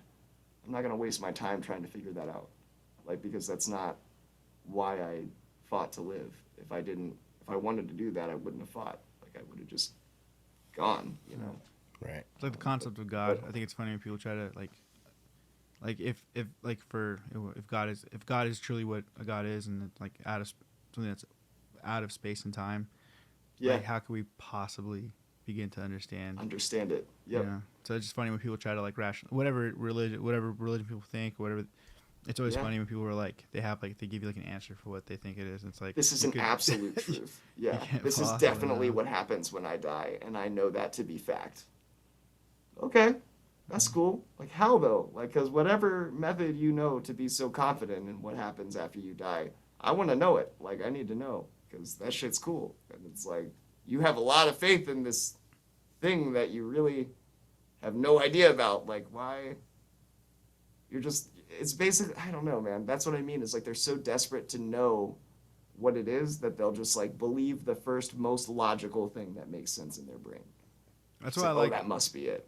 I think for me speaking personally, that's why I like what the Christian Bible says, where it's like the dead know nothing. I'm like, that makes sense to me. That's fine for me. Because anything else, how could you possibly explain what else it could be? If it's like, dead know nothing. And I'm like, I think that the beautiful aspect of it is that like there's no way of explaining what it is, because the only way to get there is through a way that you can't return. Right. And that in itself should tell you so much. Like, look at that aspect. I mean, yeah, that might be a scary thing at first, but dude, that's a beautiful, beautiful fucking thing. To be able to like go into something, like, regardless of how you left this realm, one way or another, that the moments following after, it's not like, it's so out of character of anything that any religion has ever tried to like base a higher power on. And it's just the most incredible, almost relieving thing. Because again, like, I was like raised in Southern Baptist shit, and like, you know, raised on like God is a fearful God and a vengeful God, and like, you know, he floods the earth and everything like that, fire and brimstone shit. And the, I guess, entity that I interacted with had such a nurturing vibe and aura about it that I refer to it as a she most of the time. It felt almost maternal. And like that was like a very, very forefront aspect of it in terms of that comfort, you know. But yeah, that's very off topic. But yeah, that's the story of when I died. That's fun. So to I guess to bring it back around to Yeah. you know kind of full circle it. So now, as of September, you are clear. I mean, In the clear, you've beat this shit. 100%. Like you're. So what's the you know what's the mentality now? What's next? Like what's you know. So, you know, it's kind of crazy because like after Infirma, it was kind of up in the air. I was very lost for a long time. I felt very betrayed by the people that, you know, claimed to want to be the support and help like be the foundation of my new life that I was building. And at the drop of the hat, they stabbed me in the back and like wouldn't stand with me at all, over very basic values. And like they just didn't care. So I felt very like almost discouraged to even talk about my story in any other method or any other way. But I've been doing a lot of work on myself over the past few years, and like, you know, this pandemic has really been a blessing in disguise in terms of like personal growth for me, because I refused to be alone for years after everything. I would not let my brain be alone because I knew I would go into like such a dark place that I couldn't get out of, that just like would just be way too intense for me to be alone with, let alone anyone else. And so I just like, we're just gonna repress that, and I'm gonna be hanging out with everybody all the time. Like, yeah, let's just do whatever, dude. I don't fucking care. I'll just sit in the corner. You can do like cocaine, whatever. I don't care. Just like let me hang out. I just want to be around. I just want to be around people. Yeah. Just don't leave me alone, okay? So, no, but like, you know, when the pandemic hit, I was forced to be alone. I had to be alone. There was no other option. And like, when you're put in a situation like that, I do always thrive in a thrown to the wolves situation. And I had to figure it out, or I wasn't going to make it, you know, like mentally. Like, it was just going to ultimately kill me. And like, I was like, I felt sick, you know. I was so depressed and like just overexhausted from simply trying to escape the trauma and the self, you know, honestly it was just trying to avoid having to go through it again, because I knew ultimately the only way to get through this trauma was to really like go through all of the mess and fold up all the clothes neatly and put it in that tight little nice drawer and have everything fit in that little space and open up all this space for your brain that like just has not had any room, you know, because there's just all this fucking clutter. And that was a scary thought. I'd worked so hard to get just stable enough, you know, just at least to be able to maintain. And I was worried that was going to shatter the second I tried to go into that. Right. And, you know, I've been very fortunate to have the people that I've had, in terms of just like people I go to for, you know, advice, and like my therapist, she's a wonderful person and very spiritual, and that's like very helpful too. And it's just, I'm very blessed to have the support system that I do. You know, but now in terms of like mentality and what's to come, you know, Mike here has been really like encouraging me and telling me that I should write a book about everything. And I think that would be a pretty cool thing at this point. I'm a little bit past open to the idea. I'm kind of like, all right, how can I make this work at this point? It's like, I think I can do this. And now you can speak clearly, so yeah, right. Like, what? That was fucking dope. Yes. I'm like, but no, in terms of, you know, outside of like the cancer stuff, you know, it's my future is very bright in terms of what I want to do and the things I want to be. And, you know, I love acting. I have taken that very, very seriously over the past couple of years. And I got this wonderful teacher who literally saw so much potential in me that she created a scholarship just for her school so that I could attend. That's And fucking rad. yeah, especially seeing as like she's expensive as fuck. Her technique, like the training technique that she, like she would teach, most Meisner coaches, like their programs are 9 weeks max. This one was a year. Wow. And like very extensive, at least twice a week. For me, it was even more because within a month I was her teacher's assistant and I was like helping her with her international clients and like it was so fun, dude. I loved being her teacher's assistant. Like she was just such an incredible teacher and like so smart with acting, dude. Like everything that she would say, she would fucking ream into you like just the most brutal slays that you can do in front of everyone in the class and you're just like Fuck. I just don't even like please don't say some shit like that to me. But the next week, dude, that person would come in a completely different actor and it would work every single time, dude, like clockwork. Like it never failed. She would go off on a motherfucker and they would be like and then next week just like the complete opposite performance and it was just like mind-blowing, dude. Like it's just like how do you do that? Sometimes But that's for what it me, takes. yeah, exactly. And she always knew that level that needed to be broken for you to see what she was trying to get you to see. And it was a beautiful aspect of her. And she, unfortunately, was diagnosed with stage 4 pancreatic cancer back in January. And she just passed away this past August. So I take my acting career as seriously as I do, and I see the potential in myself that I do because of the potential that she saw in me. And the last thing that she ever said to me was actually we were talking about the Demons music video.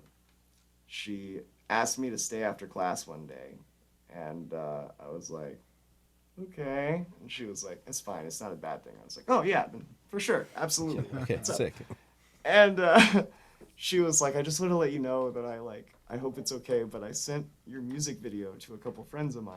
And I was like, what music? Wait, Demons? And she was like, yeah. I was like, you're 65. Like, you like that song? Like, do you like this music? And she was like, I no, love but I like this. you. She was like, I love the amount of like passion and emotion that you have in your voice and like the emotion that you can portray in your face, like in so many of these scenes. And I was like, just so moved that she could notice so much from something that like literally that was the thing that made me like I had never done any acting before that music video. That music video for me was like a test to see if I really wanted to be an actor or if I just liked the idea of being an actor. Right. Because there were sections of that music video where I had to be behind makeup for like, I was scheduled to be behind makeup sitting in a chair for 4 hours straight for some of those. Like we did a full bald cap in one of the sequences where like he literally made me look like I was going through ice again. And I've never met a more talented makeup guy. Like he is so fucking talented. He looked at that picture for 3 seconds and never looked at it again and then did that. And I was like, did that spark any weird like PTSD or like it wasn't like it was PTSD necessarily, but what I will say is I went to the bathroom to look at how I looked and I didn't know how to respond because it looked horrible. Yeah. But that's what it was supposed to look like, which is a good thing, but it's fucking horrible and I look like something that I wished I never would look like again. Right. So the only thing that I could really come out of my mouth was, "You're very talented," and I left. You nailed it. Nailed I don't know it. how I feel about And, that, but you nailed it. Yeah, and like, we went to the set from that point because like the rest of the band were doing like the shots like without me in them, and like they were doing the full performance shots, and I got on set as they were like doing certain shots as a band without me in it, and all of them broke character. Like they all just like stopped the second I walked in because I was in a gown and the bald cap, and none of them had ever seen me like. None of them were around when I was going through treatment, so like they didn't understand the severity of what it looked like, and even that wasn't like totally accurate, but it was close enough to get them to see it. And one of them, like one of my friends who actually I'm still very close with, and like he was out of the band long before anything fucked up happened, but he went like pale white, like white. He was just frozen, and I think that was like the one member there that it like truly hit. And I think that unfortunately, looking back on it at this point, like everybody else was just seeing dollar signs, you know, and a way to cut the line essentially and getting attention.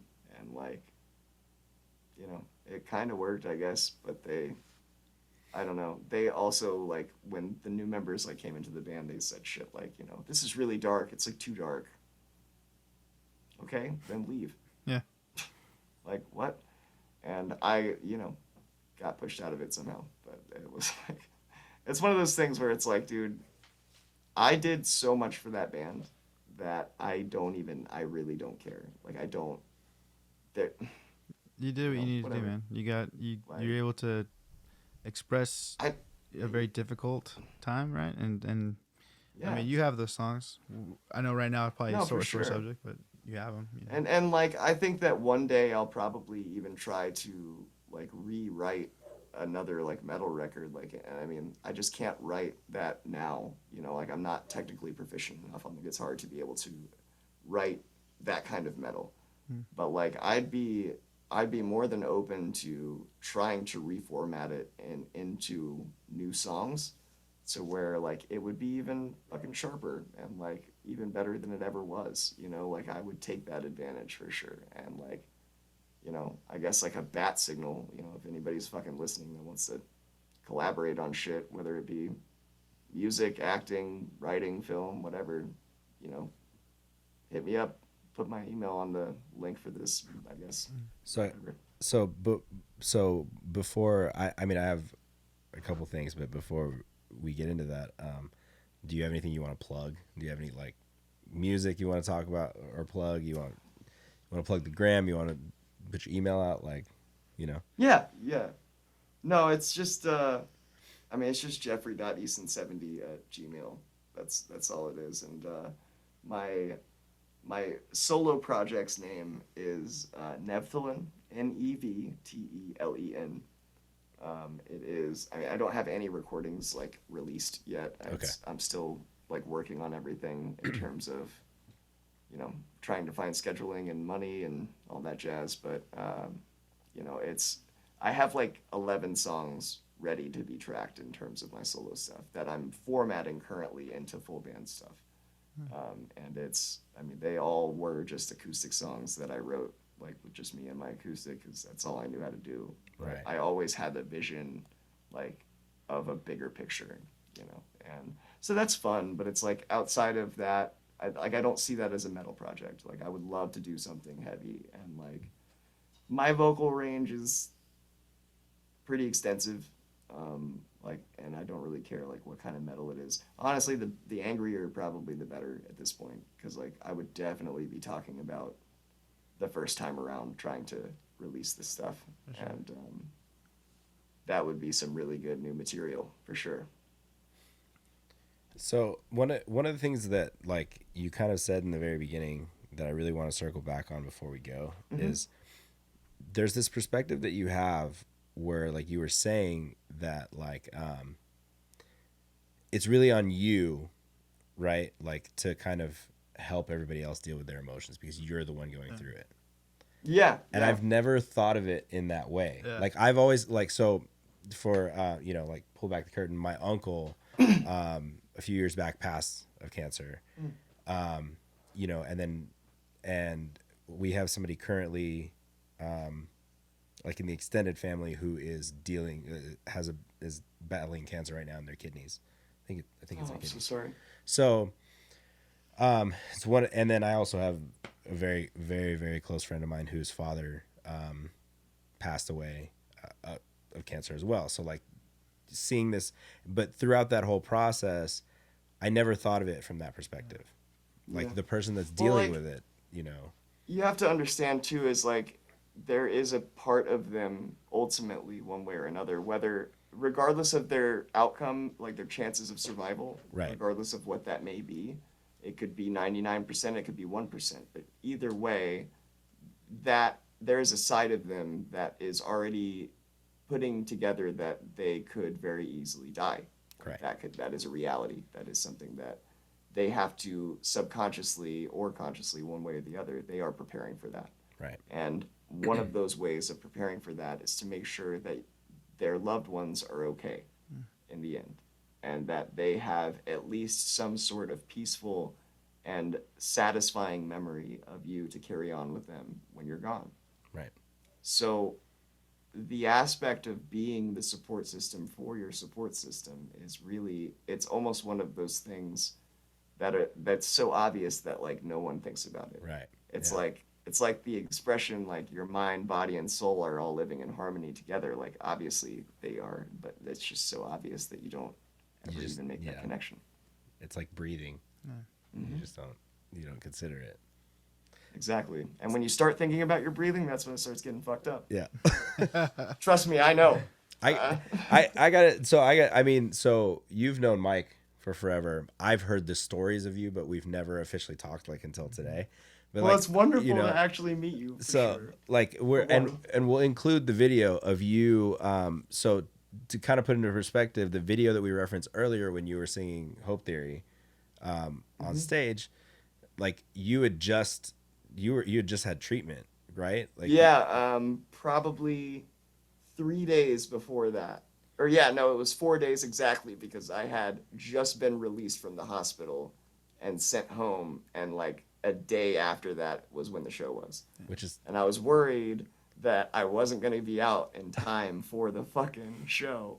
And I was like, I'm not missing this. Which is and we'll put that clip on the end of this so that you guys can see. Like even just seeing seeing the clip, you would just think like, okay, you know, this kid's coming up and like, yeah, he's jumping on stage and like, but then to put it into perspective, like what he said, like what you don't see are the people in the crowd that are like fucking bawling their eyes out because they know what you've been through.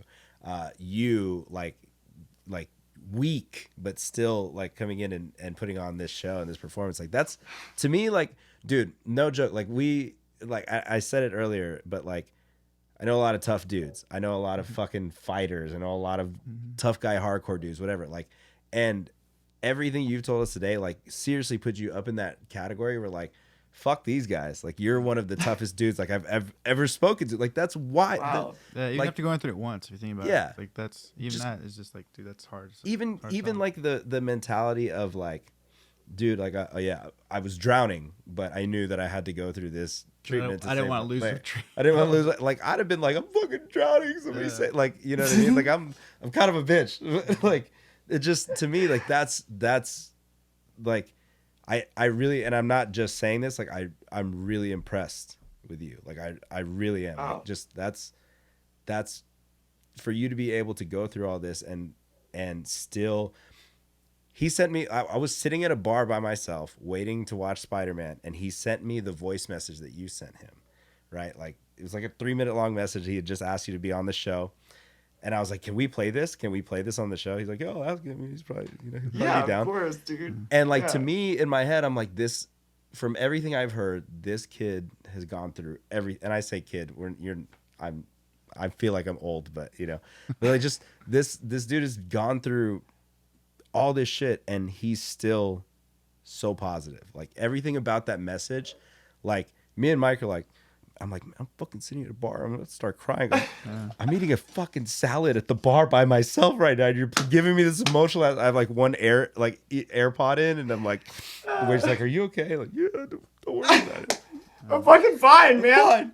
Cilantro in this fucking salad, right? Where's the chicken? I ordered chicken. Like, I was literally like, dude, this is, it's crazy. And then hearing you recount all of it, like this is, dude, you're hands down like probably one of the like strongest people that I've ever talked to, and that's rad to me.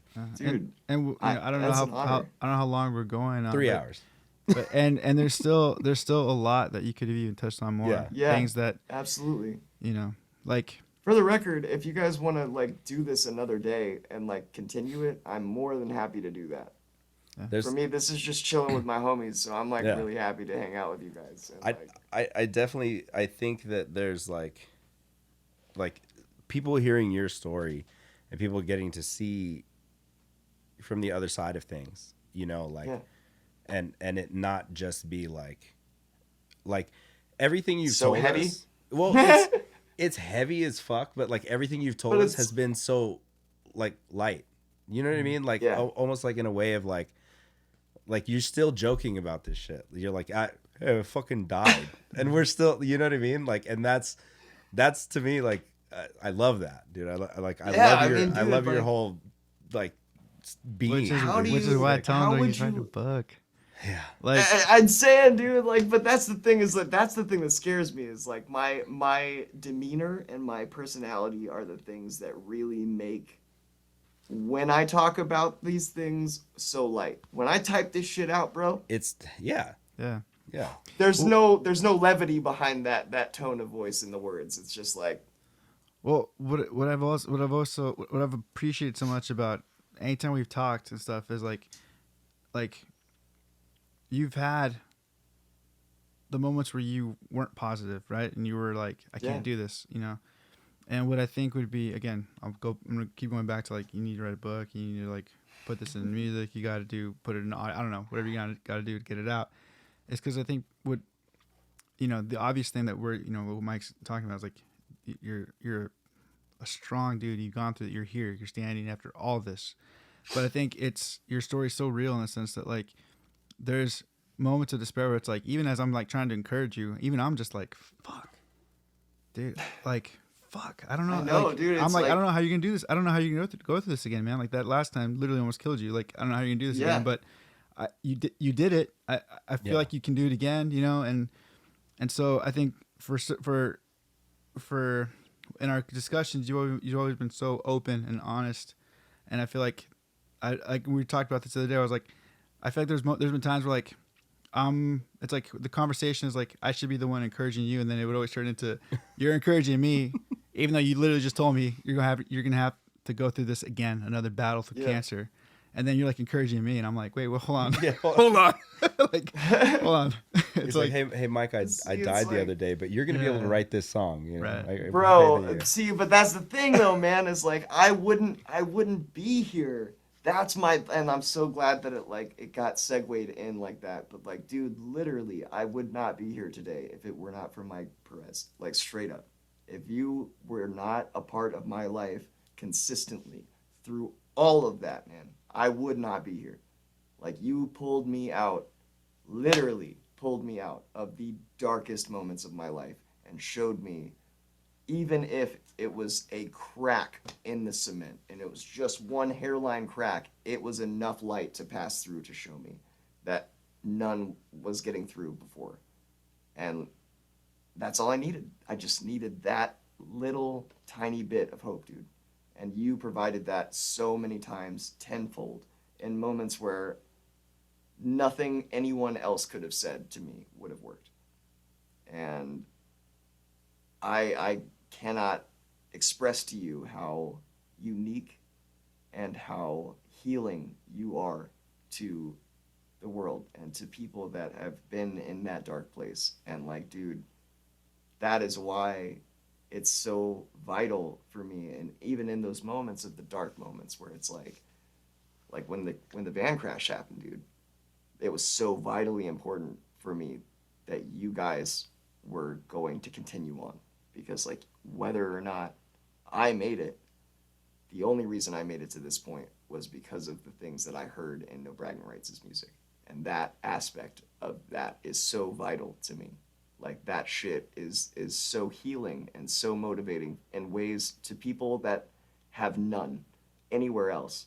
That music can find them and literally like pull them out of the depths to see that there is a way to keep going. And like, even if that's all they have, it's something. And like, that is something that a lot of people need, man, and a lot of people never get to experience. And I'm so eternally grateful to you and appreciative of you for being that light for me always. And like, dude, like the Census Fail show, you know, after I got on stage and everything, and like the camera went off, and you were like, yo, hold up a second. I need to talk to you guys about something. And in front of 700 goddamn people, this dude made me cry like the biggest bitch in the fucking world. I'm just like, oh, God! Like, dude, he literally got all of them so fucking hyped up. And he was talking about how I was diagnosed with lymphoma, and I had beaten it, and I just got diagnosed again, but it's all right, because guess what? He's gonna fucking beat it again. And everyone in that fucking building, dude, just like poured their love into me in that moment. And it was just like, I needed that so bad, dude. It, that shit is life-changing. And like, dude, if it weren't for you, I wouldn't be here. It's that simple. And like that, it's that kind of thing that makes it so much better for me when you guys released the first video. Like when I saw that, I mean, dude, even before that, you were sending me like, bro, when you sent me that first thing in iMessage, I cannot express to you my reaction to it, because I knew I couldn't show it to anyone. But I was like, oh my God, what do? I can't talk about it. I don't want to. How do I? I'm so excited though. I don't know. Oh, Jesus. It's so good. Oh, God, dude. And like, the shit that you came out with was like, just so fucking good. It was even better than the shit you were sending me. Like, and like, that was the early stuff that you guys had just like, we just started playing with ideas. And you were like, I don't know, man. Like, I don't know if I'm really nervous about showing like stuff, like, and like new stuff, and I don't know how it's gonna sound. We've been gone for a really long time. And I'm like, yo, I don't understand how you think any of that is gonna matter, like in any way, shape, or form. Like, you're wrong, bro. You get it? You're wrong. Well, first off, I appreciate everything you just said a lot, and but I will say, I would have never known any of this had you not had the freaking guts to come up and even talk to me in the first place, or anyone in my band at all, right? And what I mentioned to you before, like, you know, I try to make myself available to people, and I share. If people, especially if somebody's willing to share with me, I'll always listen first, and then if I have anything, then I'll share it. You know, but not everybody wants to hear what I have to say, Yeah. which is I respect, and it's totally fine. And so, again, for anyone who's listening to this, I would have known about your situation, and if somebody at the show would have told me about it, yeah, that's one thing. But it's like I probably would have known that either. You know, so Yeah. So you made that, like, it's hard to talk to anyone about anything. It's hard to even tell people when you appreciate anything about, you know, what they do. And then for you to do that and then also tell me about your story and what you're going through. Like, it's very easy to just suffer alone and just be like, I don't want to bum anyone out, or I don't want to put this out. So, you know, I'm happy that you had like the guts to come and talk to the guys in my band, and then come and, you know, talk to me, and that we were able to, you know, and that you've let me in on this, you know, like I told you before, man, like, so you're the first guest we've had, you know, I don't count Martin's basically part Martin's just always here. Yeah, Martin's he's a dude on the couch. Martin's like Questlove and fucking The Tonight Show with Jimmy Fallon. He's just fucking sitting in the back. He'll say a couple things here and there, really fucking funny, and then he's just like, all right, I'm out. Later. That's why we give him the microphone with the red cover. But like, you know, I'm excited that you are our first guest, you know, because I feel like you embody a lot of what, you know,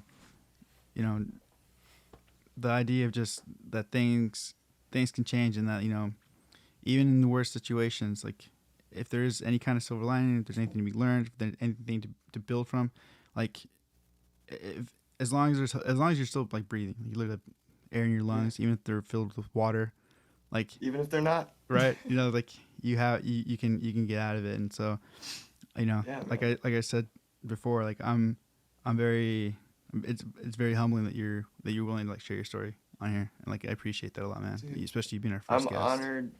I'm honored and so grateful that I even had that I was even considered to be on the show at all, and let alone like be the first guest. And you know, I'll say this uh, in terms of anyone that I think that it's important to say this, especially to you know touching on the subject of like you know you reaching out to people and like them not wanting um, to receive it, and like or like being resentful of like your unrelenting positivity and healing, regardless of if they want it subconsciously or not.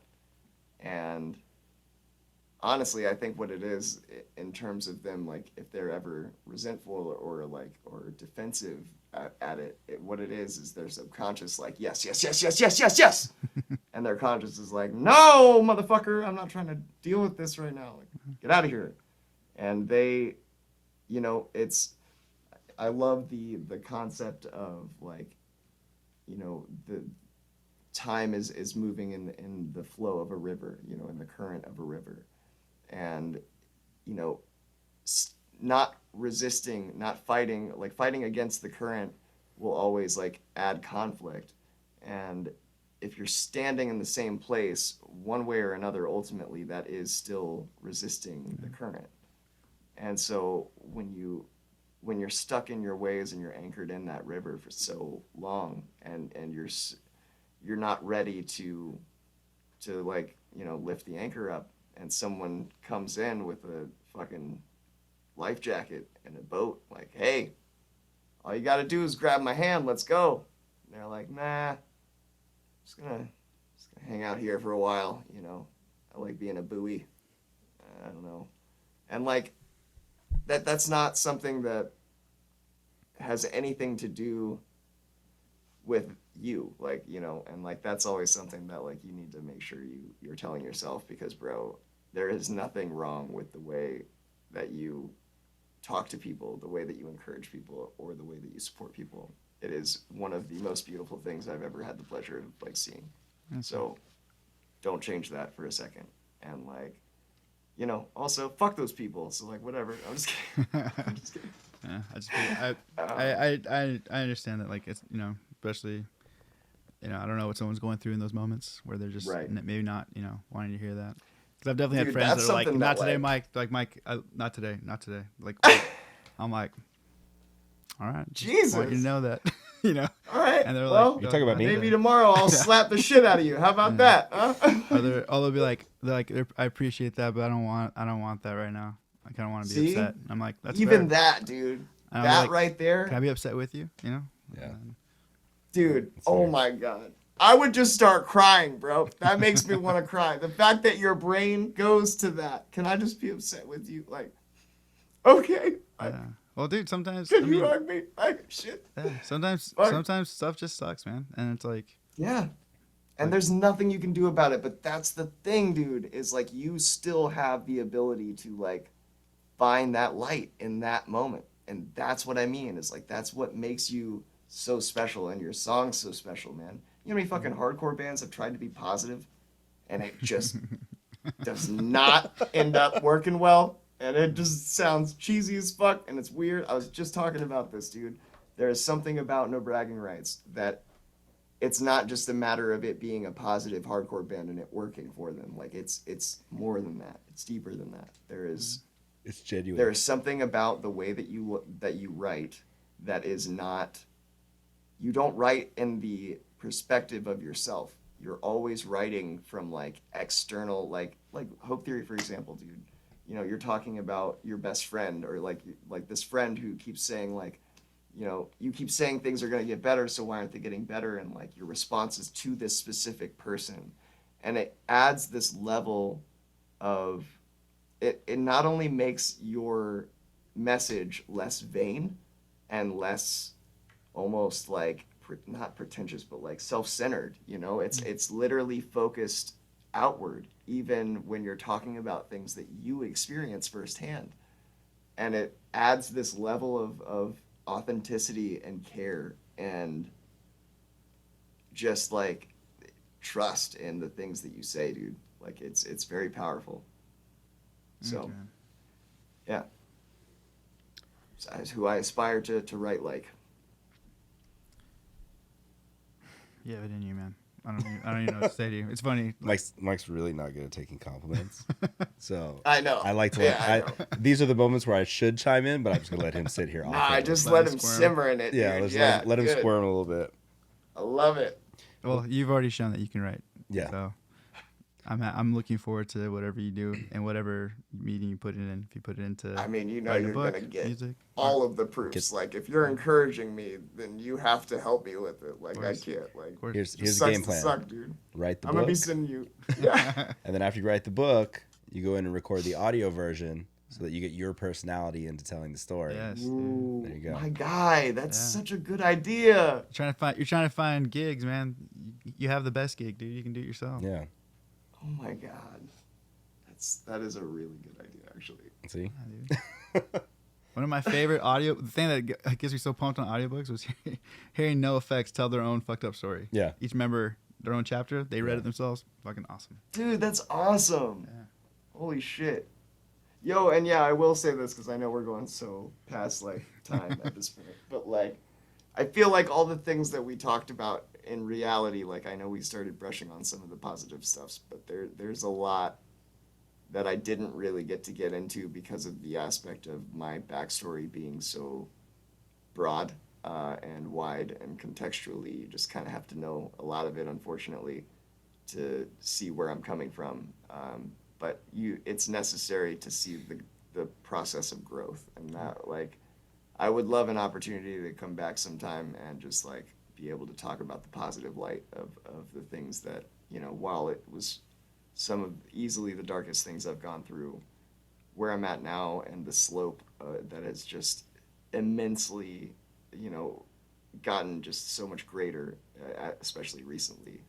Yeah. Like, I want that to be clear, you know. It's like, just because I'm positive and stuff, and like now, like, dude, even this year, I was still in like super dark moments. Like, I still have my moments like everybody else. Yeah. But like, it's just it's the determination and the commitment to continuously get better, and you have to always want that growth.